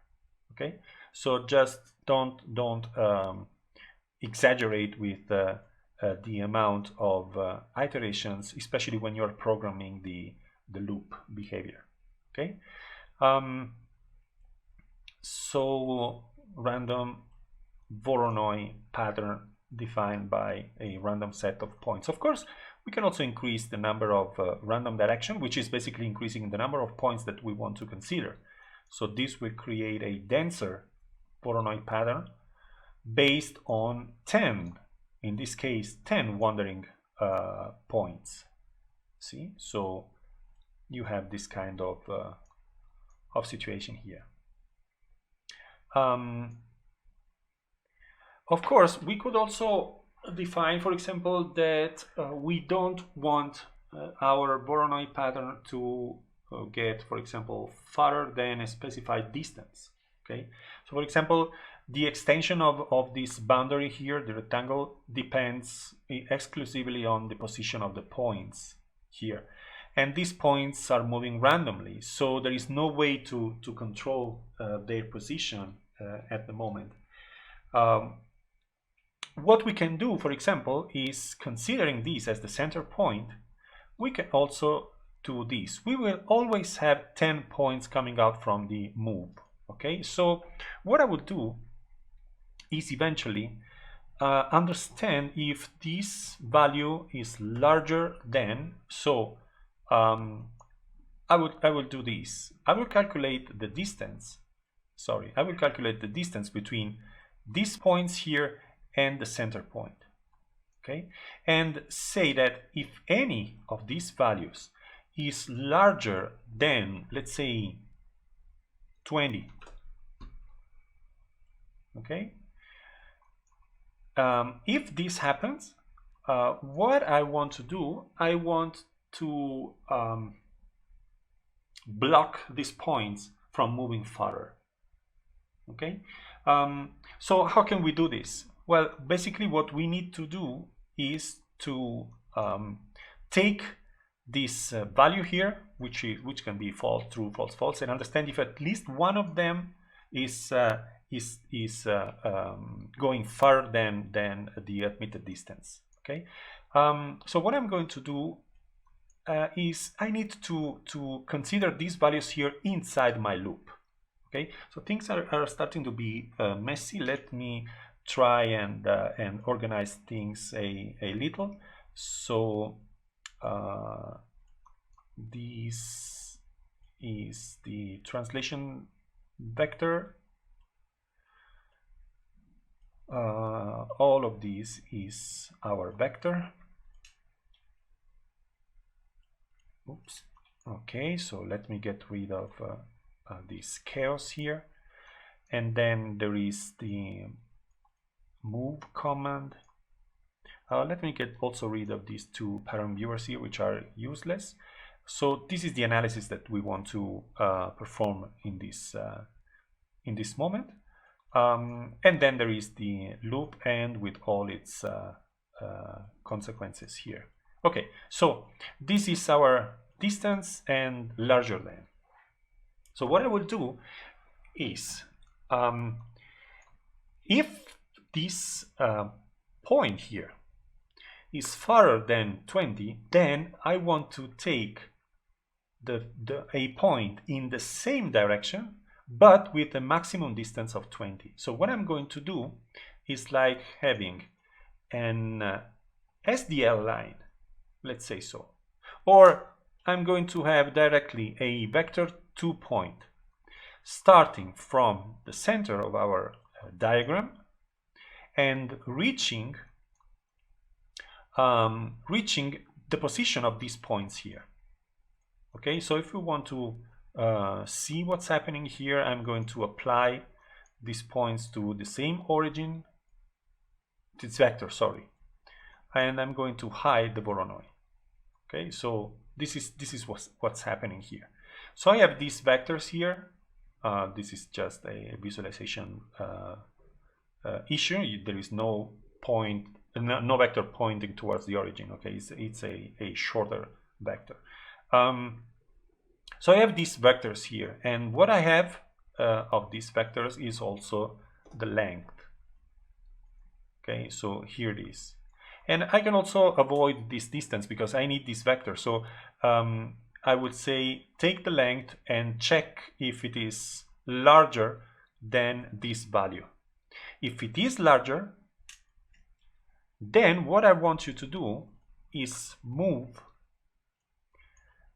the center point in the same direction here, but using a vector with an amplitude, using the same vector but with an amplitude which is the maximum distance, the maximum allowed distance. Okay, so like this. You see that this is the position that our point is reaching right now. What I want this definition to do is substitute this position with this one, because this stays in the range of 20 from the origin. Okay, this is a very simple method of controlling the extension of our Voronoi pattern. There is also another one. I will present it in a second moment, which is simpler, of course, but I prefer to shut the hardest workflow in order to understand that you can customize things to a very detailed level. Okay, so in this case, for example, in order to stop the growth at a certain distance, I will take these points here. Okay, so what I need to do is take this point if this length is smaller than 20, or take this point if this length is larger than 20. And this can be done by considering this false, true, true, false, false, etc. Okay, so let's say that what I need is to pick a value from this or from this according to this true, false series. Okay, so what I'm going to do, I'm going to sets, and then I'm going to well, let's see if pick and choose can help in this case. So I have this sequence of points and this other sequence of points. There are 10 and 10 points, and I have these true false. Now, one thing that's important to understand, because this is a something that is useful in general. You see that pattern is asking for a list of integer numbers 0, 1.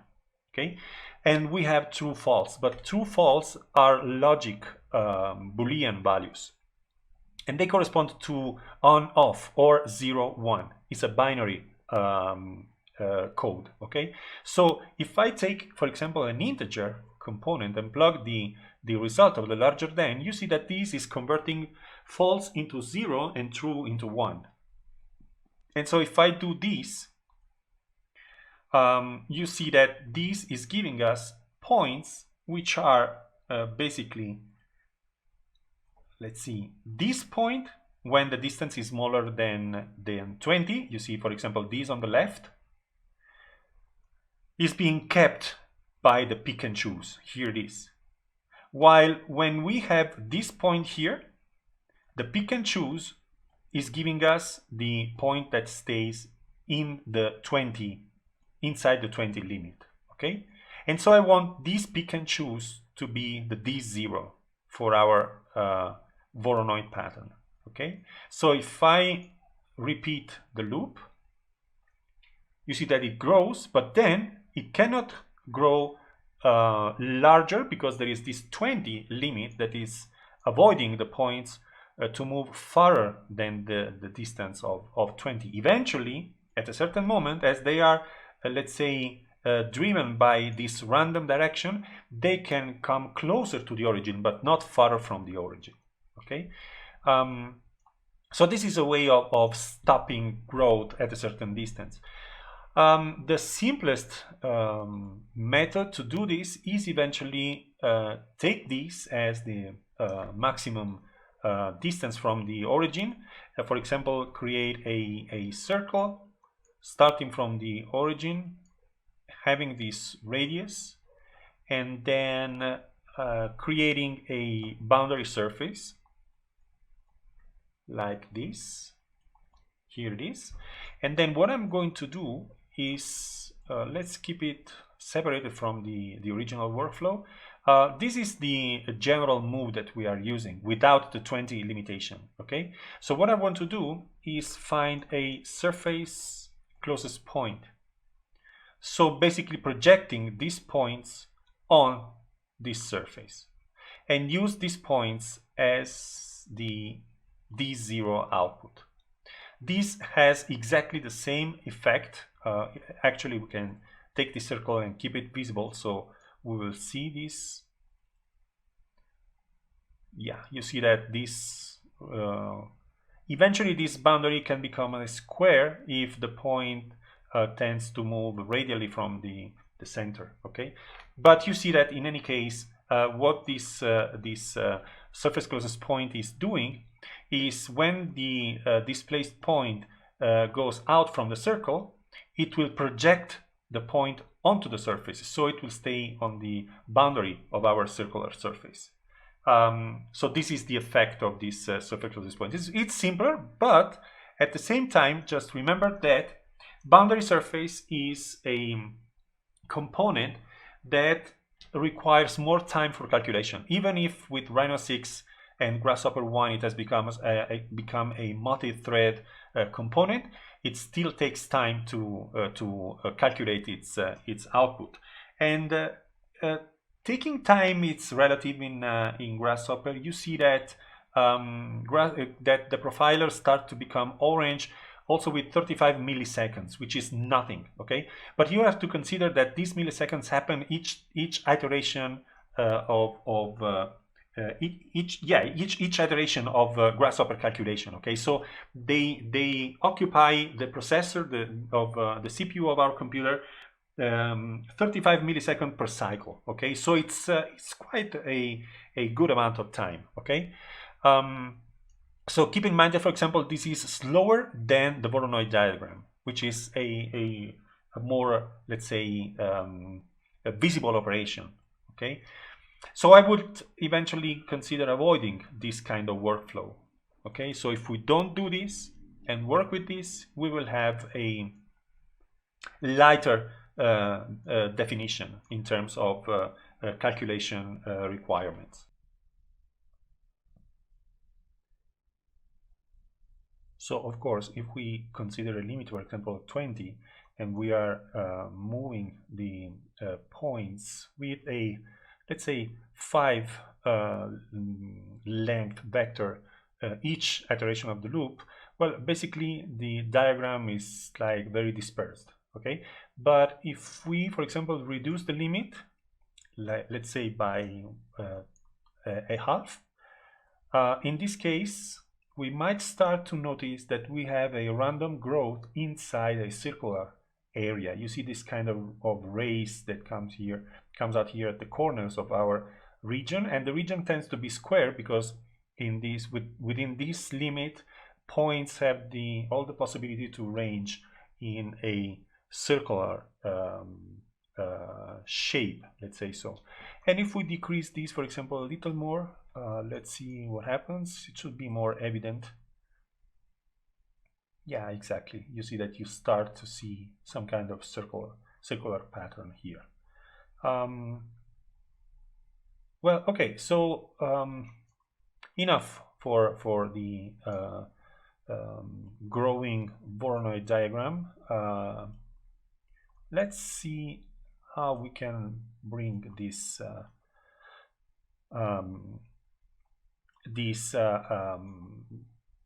two-dimensional growth to another level. Well, actually, I think I will keep on using the Voronoi diagram for a while, just because it's a good representation of the growth that we are generating. So once again, what I'm going to do, I'm going to create once again the same initial structure. So what I want to do is loop, start and loop, and this point here with an 11 slider with a toggle set to true, like this. So what I want to do is basically create some kind of geometrical transformation. Instead of just the movement, I want to include some, for example, rotation. Okay, so what I want to do is, let's say I'm going to move. I'm going to move this point here, but this time I don't want a totally random displacement. I want to move this point in a radial directions. Okay, so what I'm going to do, I'm going to create a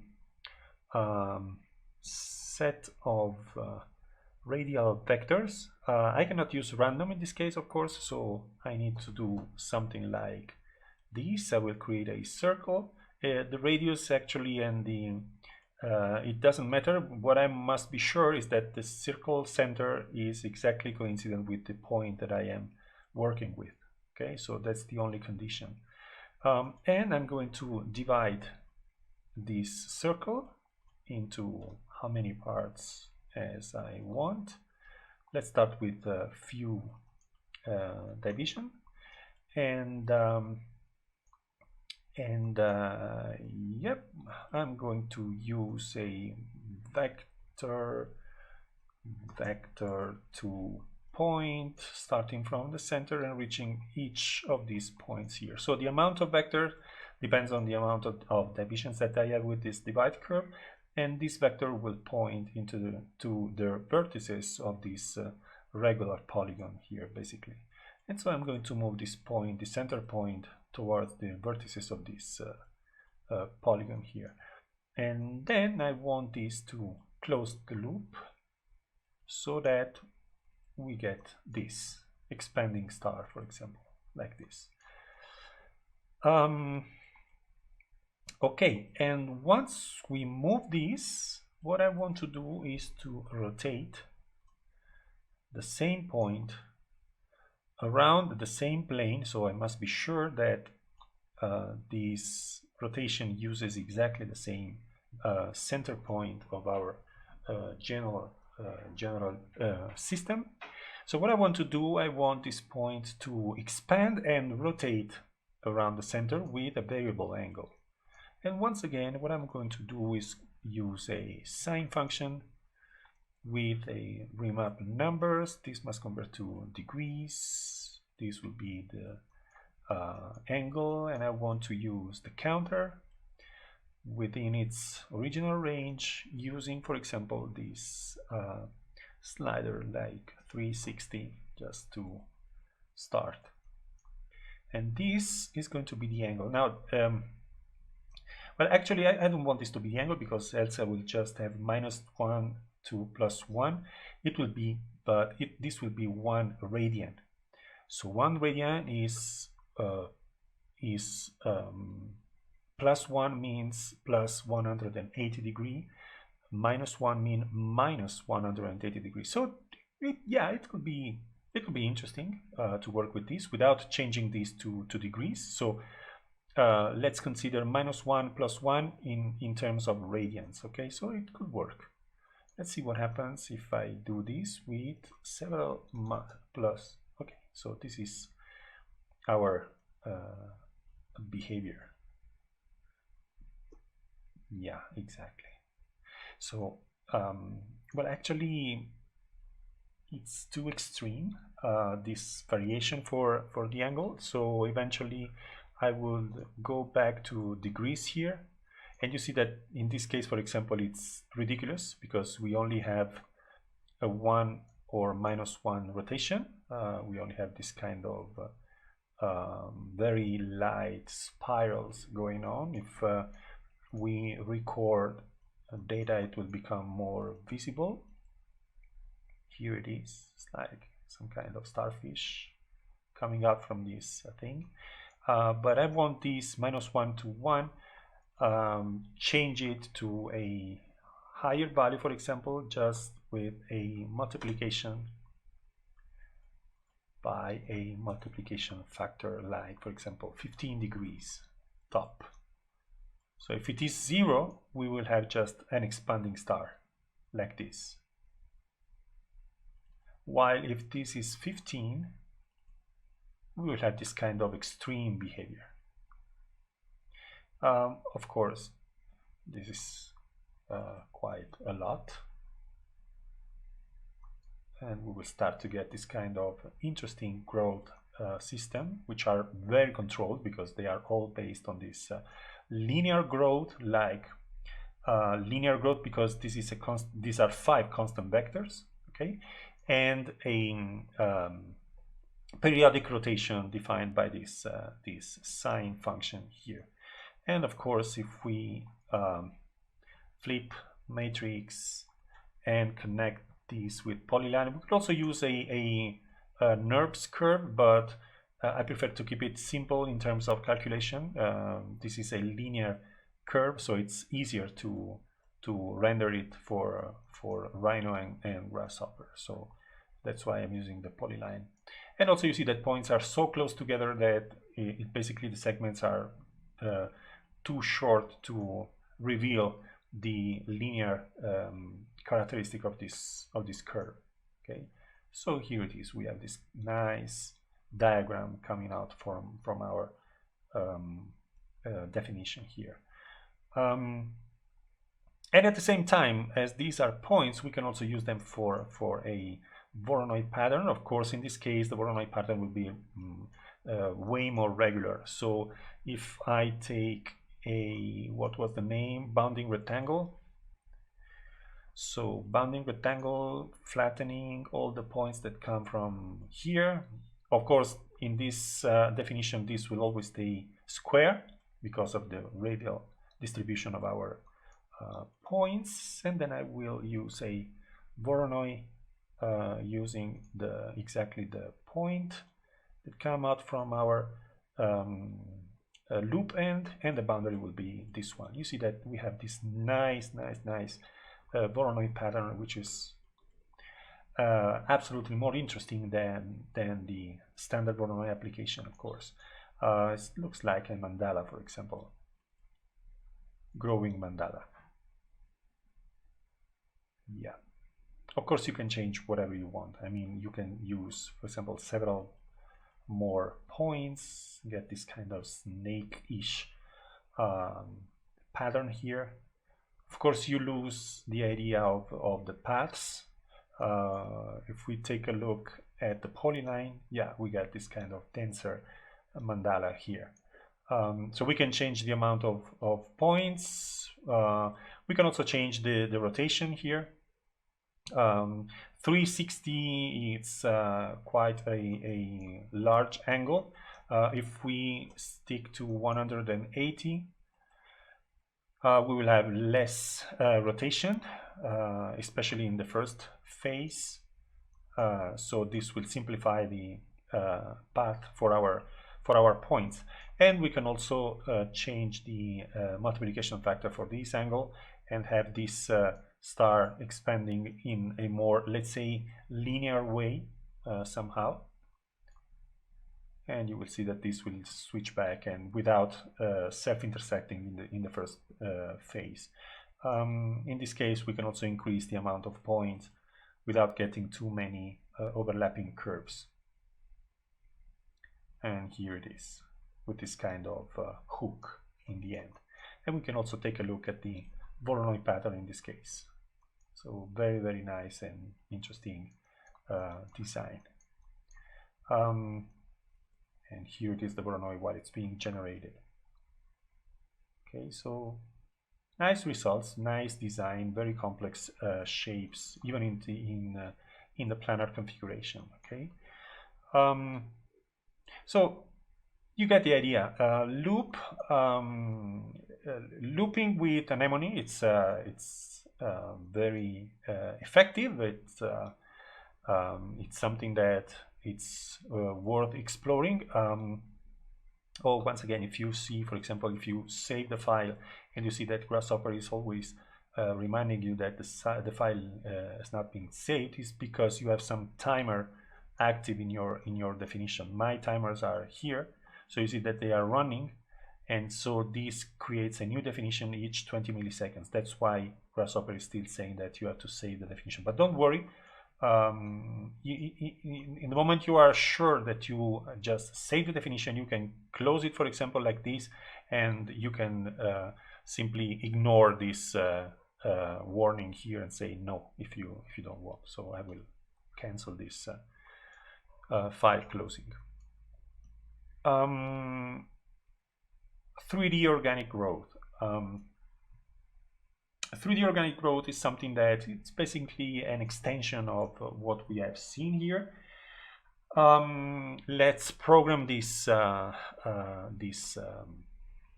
loop, of course. So let's start with the classical set one point in the origin and loop, start, loop, and connect them. This is the geometry I want to move. Let's take an 11 slider for the number of repetitions, and let's take a toggle, set to true, exit, trigger, and here we are, set once again.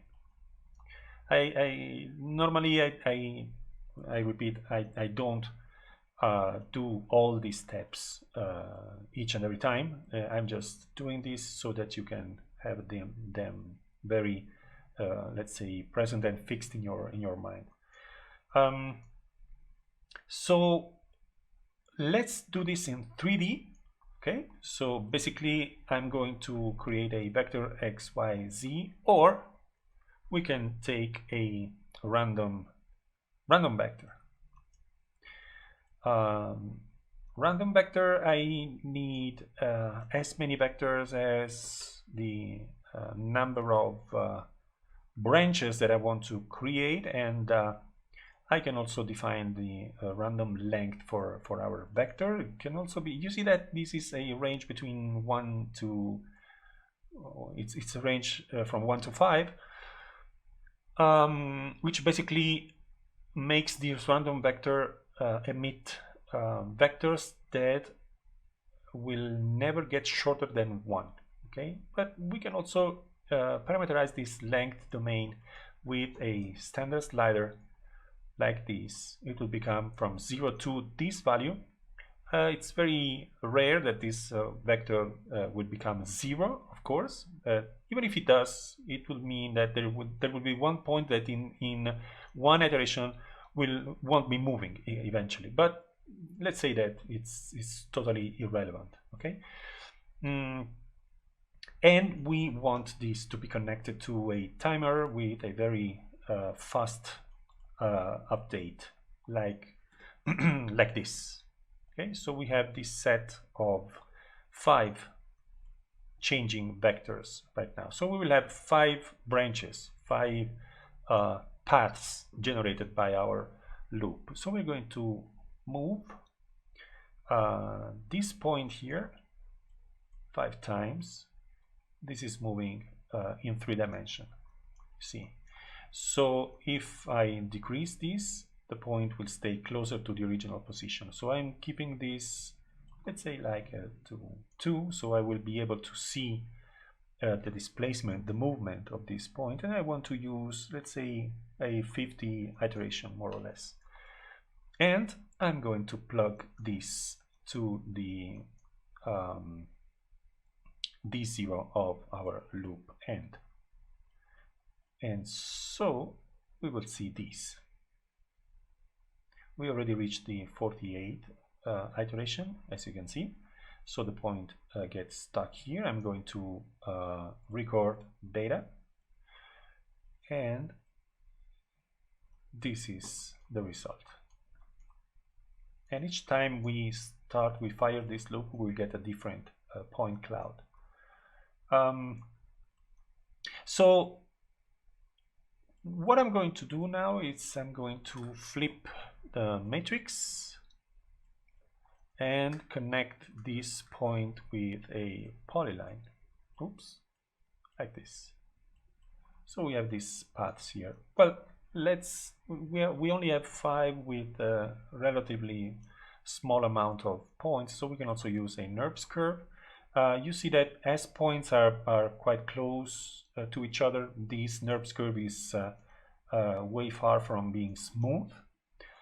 Even if we increase the degree to 5, for example, it's very difficult that we can get a smoother result. So what I'm going to do is eventually increase a little the length of our vector. This will create smoother curves and wider graph for our definition.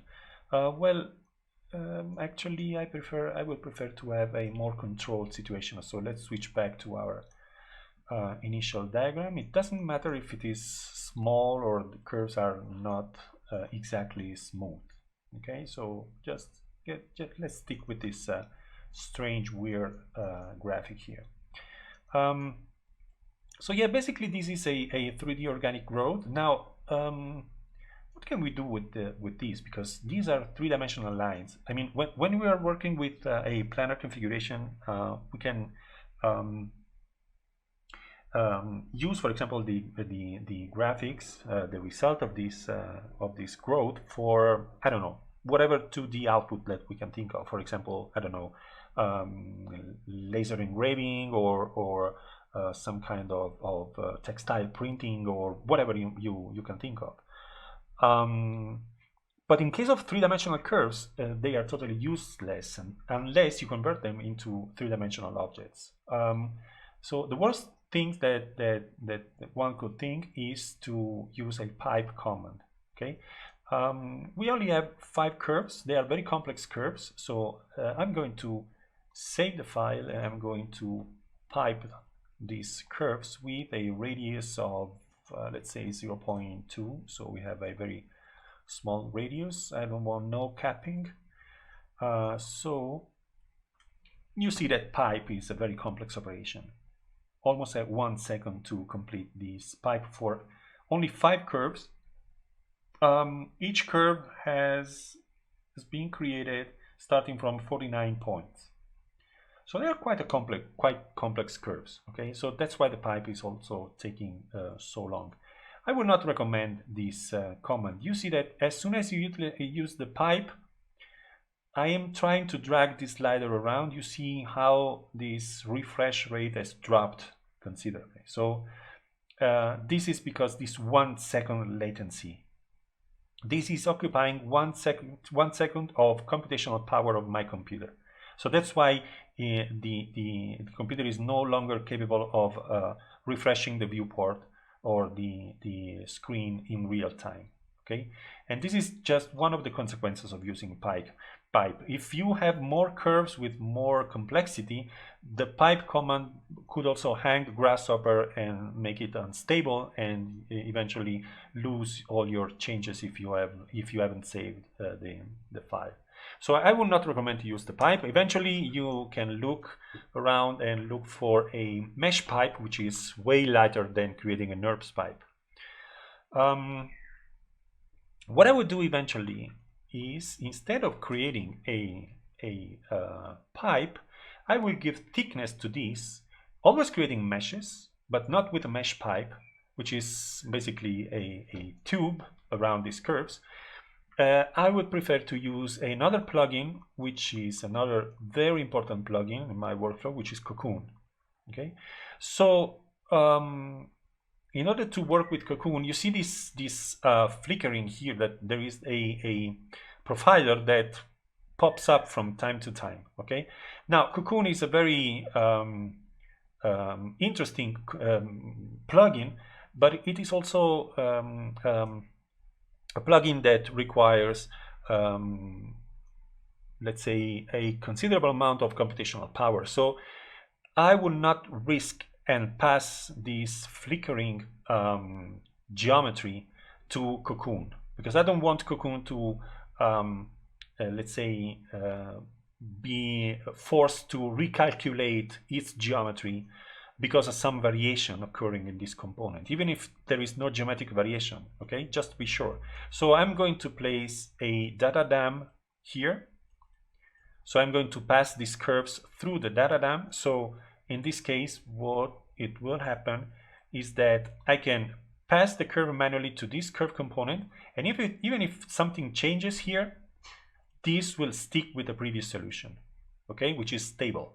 So for example, if I run again the loop, you see that this is empty right now. So if I run the loop once again, the loop is running. I have another set of curves being generated right now, but this is still containing the old version.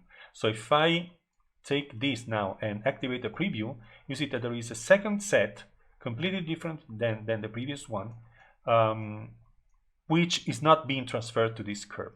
Okay, so I'm going to use this for the Cocoon elaboration.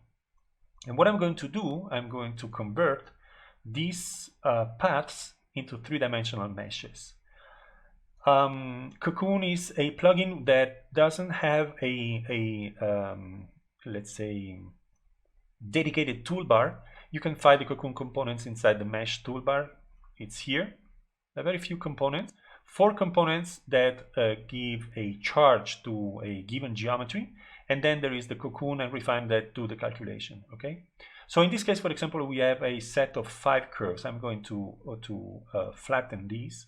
Here are our 5 curves. Okay, and I can decide if I want to create a curve charge or curve group charge.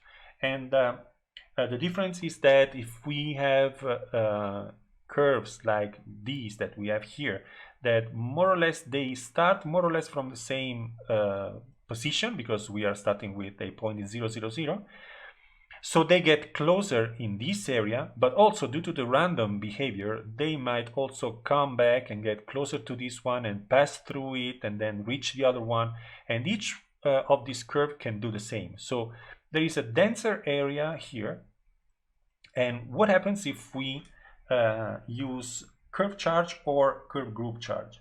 Well, if you use curve charge, what happens is that if 2 of the curves get close, for example, like this, and this curve has a charge, for example, of 1, and this curve has a charge of 1, in this area, these charges will be, let's say, combined and generate a +2 charge. Okay, but if we work with a curve group charge, what will happen is that even if we have interferences between this curve like this, globally the charge will stay the same. So if we have +1 will be valid all over the field that is going to be generated. Okay, so in this case, for example, I would recommend to use a curve group charge. So curves are these, and this is the radius of the, let's call it pipe or mesh pipe that we want to generate. It depends on the scale of your drawing. For example, you see that if I select a radius of 1, I'm going to get, for example, a thickness of 1 on this side and 1 on the other side. So this would be the global thickness of our mesh pipe. Okay, so I would say that 0.75 is already enough. And the strength establishes that the mesh fills this volume here with a radius of 0.75 or not. Normally, I would recommend to use an initial value of 5, because this is more than enough to have this mesh pipe filling the available volume given by this radius. Okay. So curve group charge is ready and operating. What it is generating is this thing, marching cubes. This is something that has to do with mesh rendering, normally generated dynamically. There are many applications of marching cubes that you might want to explore, but it's a very interesting topic that we are not going to examine in this course. And once we have the charges already set, we just simply grab the cocoon component, pass the charges to cocoon, and then I'm going to populate these values here without going too deep into explanations. But ISO is a value that affects let's say resulting thickness of our mesh. The smaller the ISO, the wider will be the mesh representation, the more inflated will be the result. Okay, the highest the ISO, the more the resulting mesh will stick to the original volume determined by the curve group charge. Okay, so if I increase this, my final mesh will become let's say thinner. Okay, and CS is the most important value in cocoon. Okay, it's the cell size. Now, cell size is very delicate because let's say that we have decided 0.75 radius. Okay, so this is our axis line, and I am saying that I want the final pipe, let's call it so, to have a global thickness. Sorry, a global thickness of 1.5 diameter. Okay, so cell size, what it does is determine the maximum well, it determines the size of each polygon of the mesh. Okay, so cocoon will try to generate a mesh having these sides for its polygons, for its faces. Now, of course, if I decide to use a cell size of 1.5, it's very difficult that cocoon will be able to create any mesh, because I am saying that I want the polygon to have the same size as the global thickness of our mesh. I will only get eventually polygons in these areas here where we have many overlapping curves or intersecting curves, and the mesh will spread all over them. So I will have a global thickness which will be more than 1.5. Okay, but in general, I would recommend that the cell size should be lower than the global thickness of the mesh, which is 2 times the radius that we have defined here. So in this case, for example, I would start with a cell size of 1.00.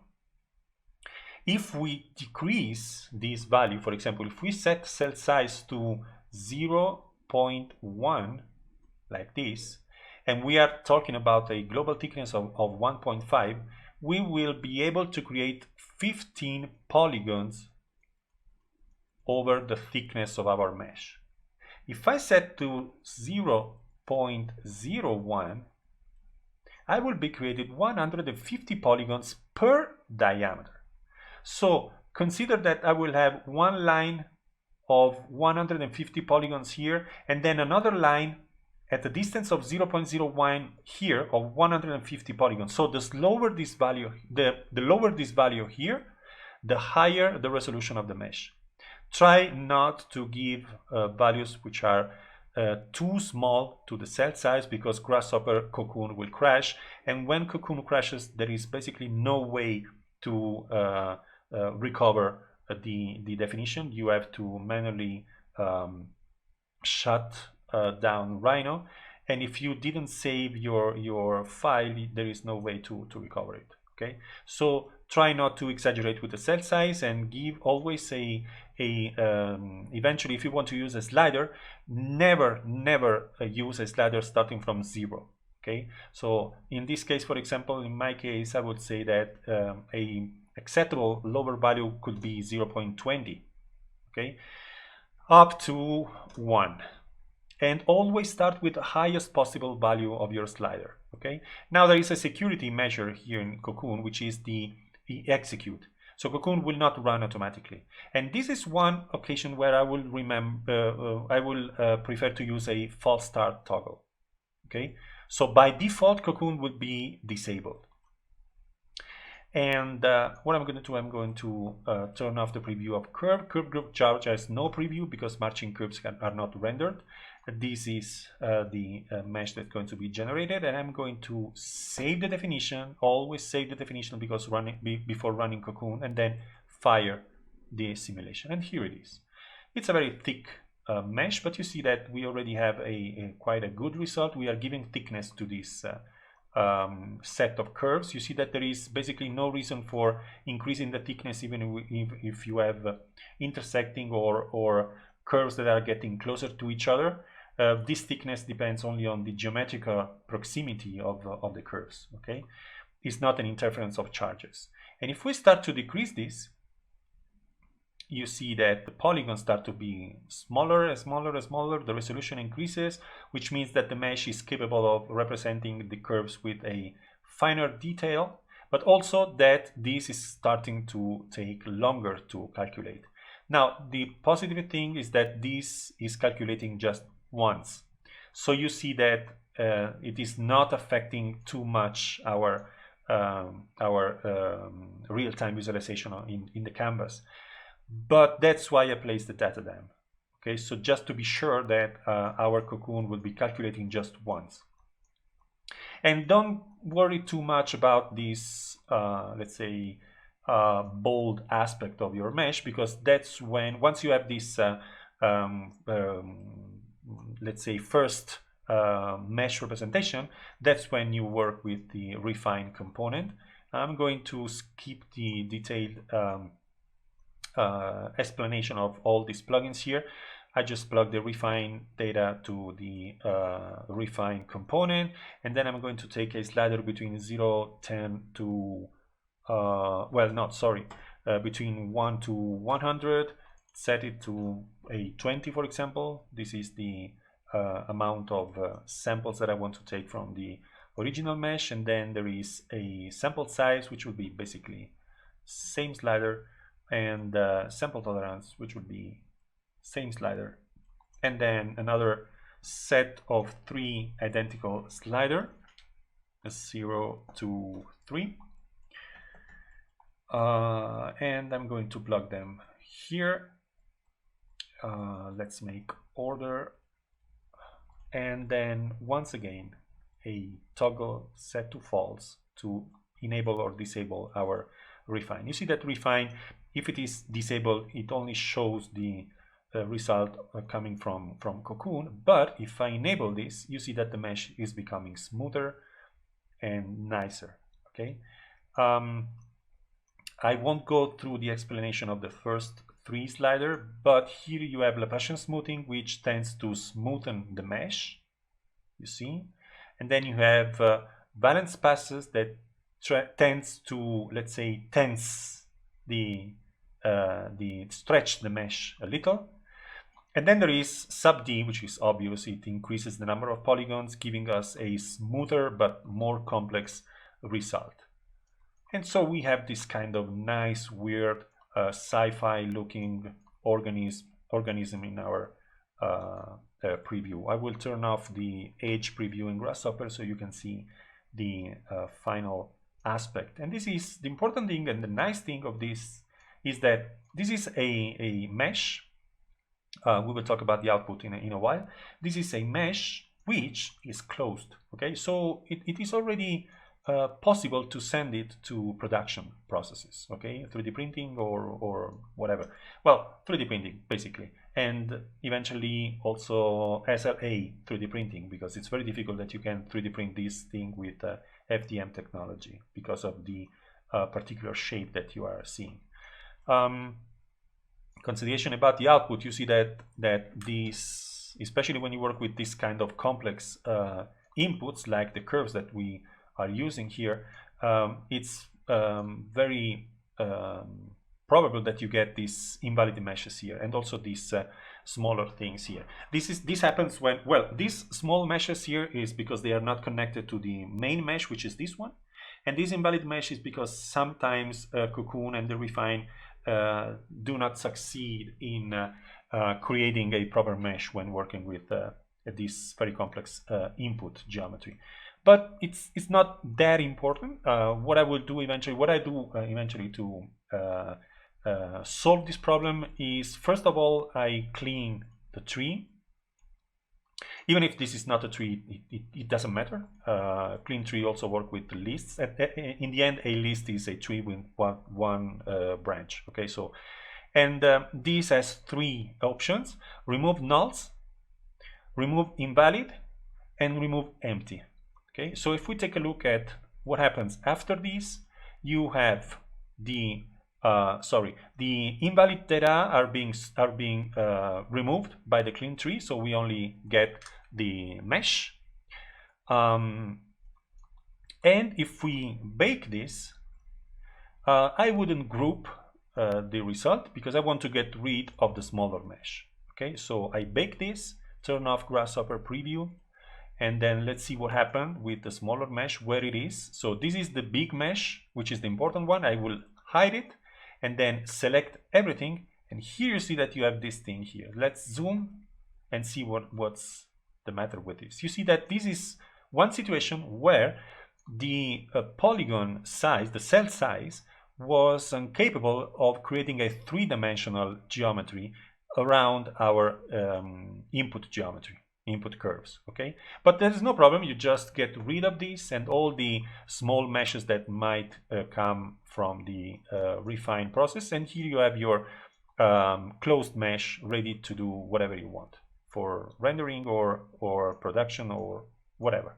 Okay, and remember that we placed a data dam, so I will get, well, I will not get rid of this for now. What I will do is just do this. I will pass the new curves, which are different from this one, to curve, and then curve group, Cocoon, and refine. So I will press this. Now everything is being recalculated. You see everything changed. We already have a result, and if I bake this, it's just one mesh. There is no need to group in this case. Here is the new mesh that came out from our loop and Cocoon and refine. Okay, so let's take a look at this in the Arctic render. So you see that here are our weird organisms in 3 dimensions. Okay, of course we are working with random, but you already know that you can take advantage of any of the techniques that we have seen until now, and also create your own growth logics in 3 dimensions. Just remember, very important, if you work with Cocoon and refine and whatever you might want to use, I recommend that you use this false start toggle. I will share this plugin, this component, along with this video in the description, so you will be able to download it directly from my file server. Now this workflow here for growth is quite a standard workflow that I normally use, and it is based in this two plugins, basically. Well, three plugins: Anemone, Cocoon, and Heteroptera. Okay, so just it's a very effective workflow in order to create this kind of growth algorithms, and it has a very big potential in terms of geometrical possibilities. So I am going to disable these toggles here. Don't worry about it if I'm becoming red. It's just saying that it cannot work, basically. But we already know why. There is no mystery in this case. And I'm going to switch to turn all of these off. And next thing that we are going to see is the 3D mesh growth, which will be the topic that we will be discussing in the next session.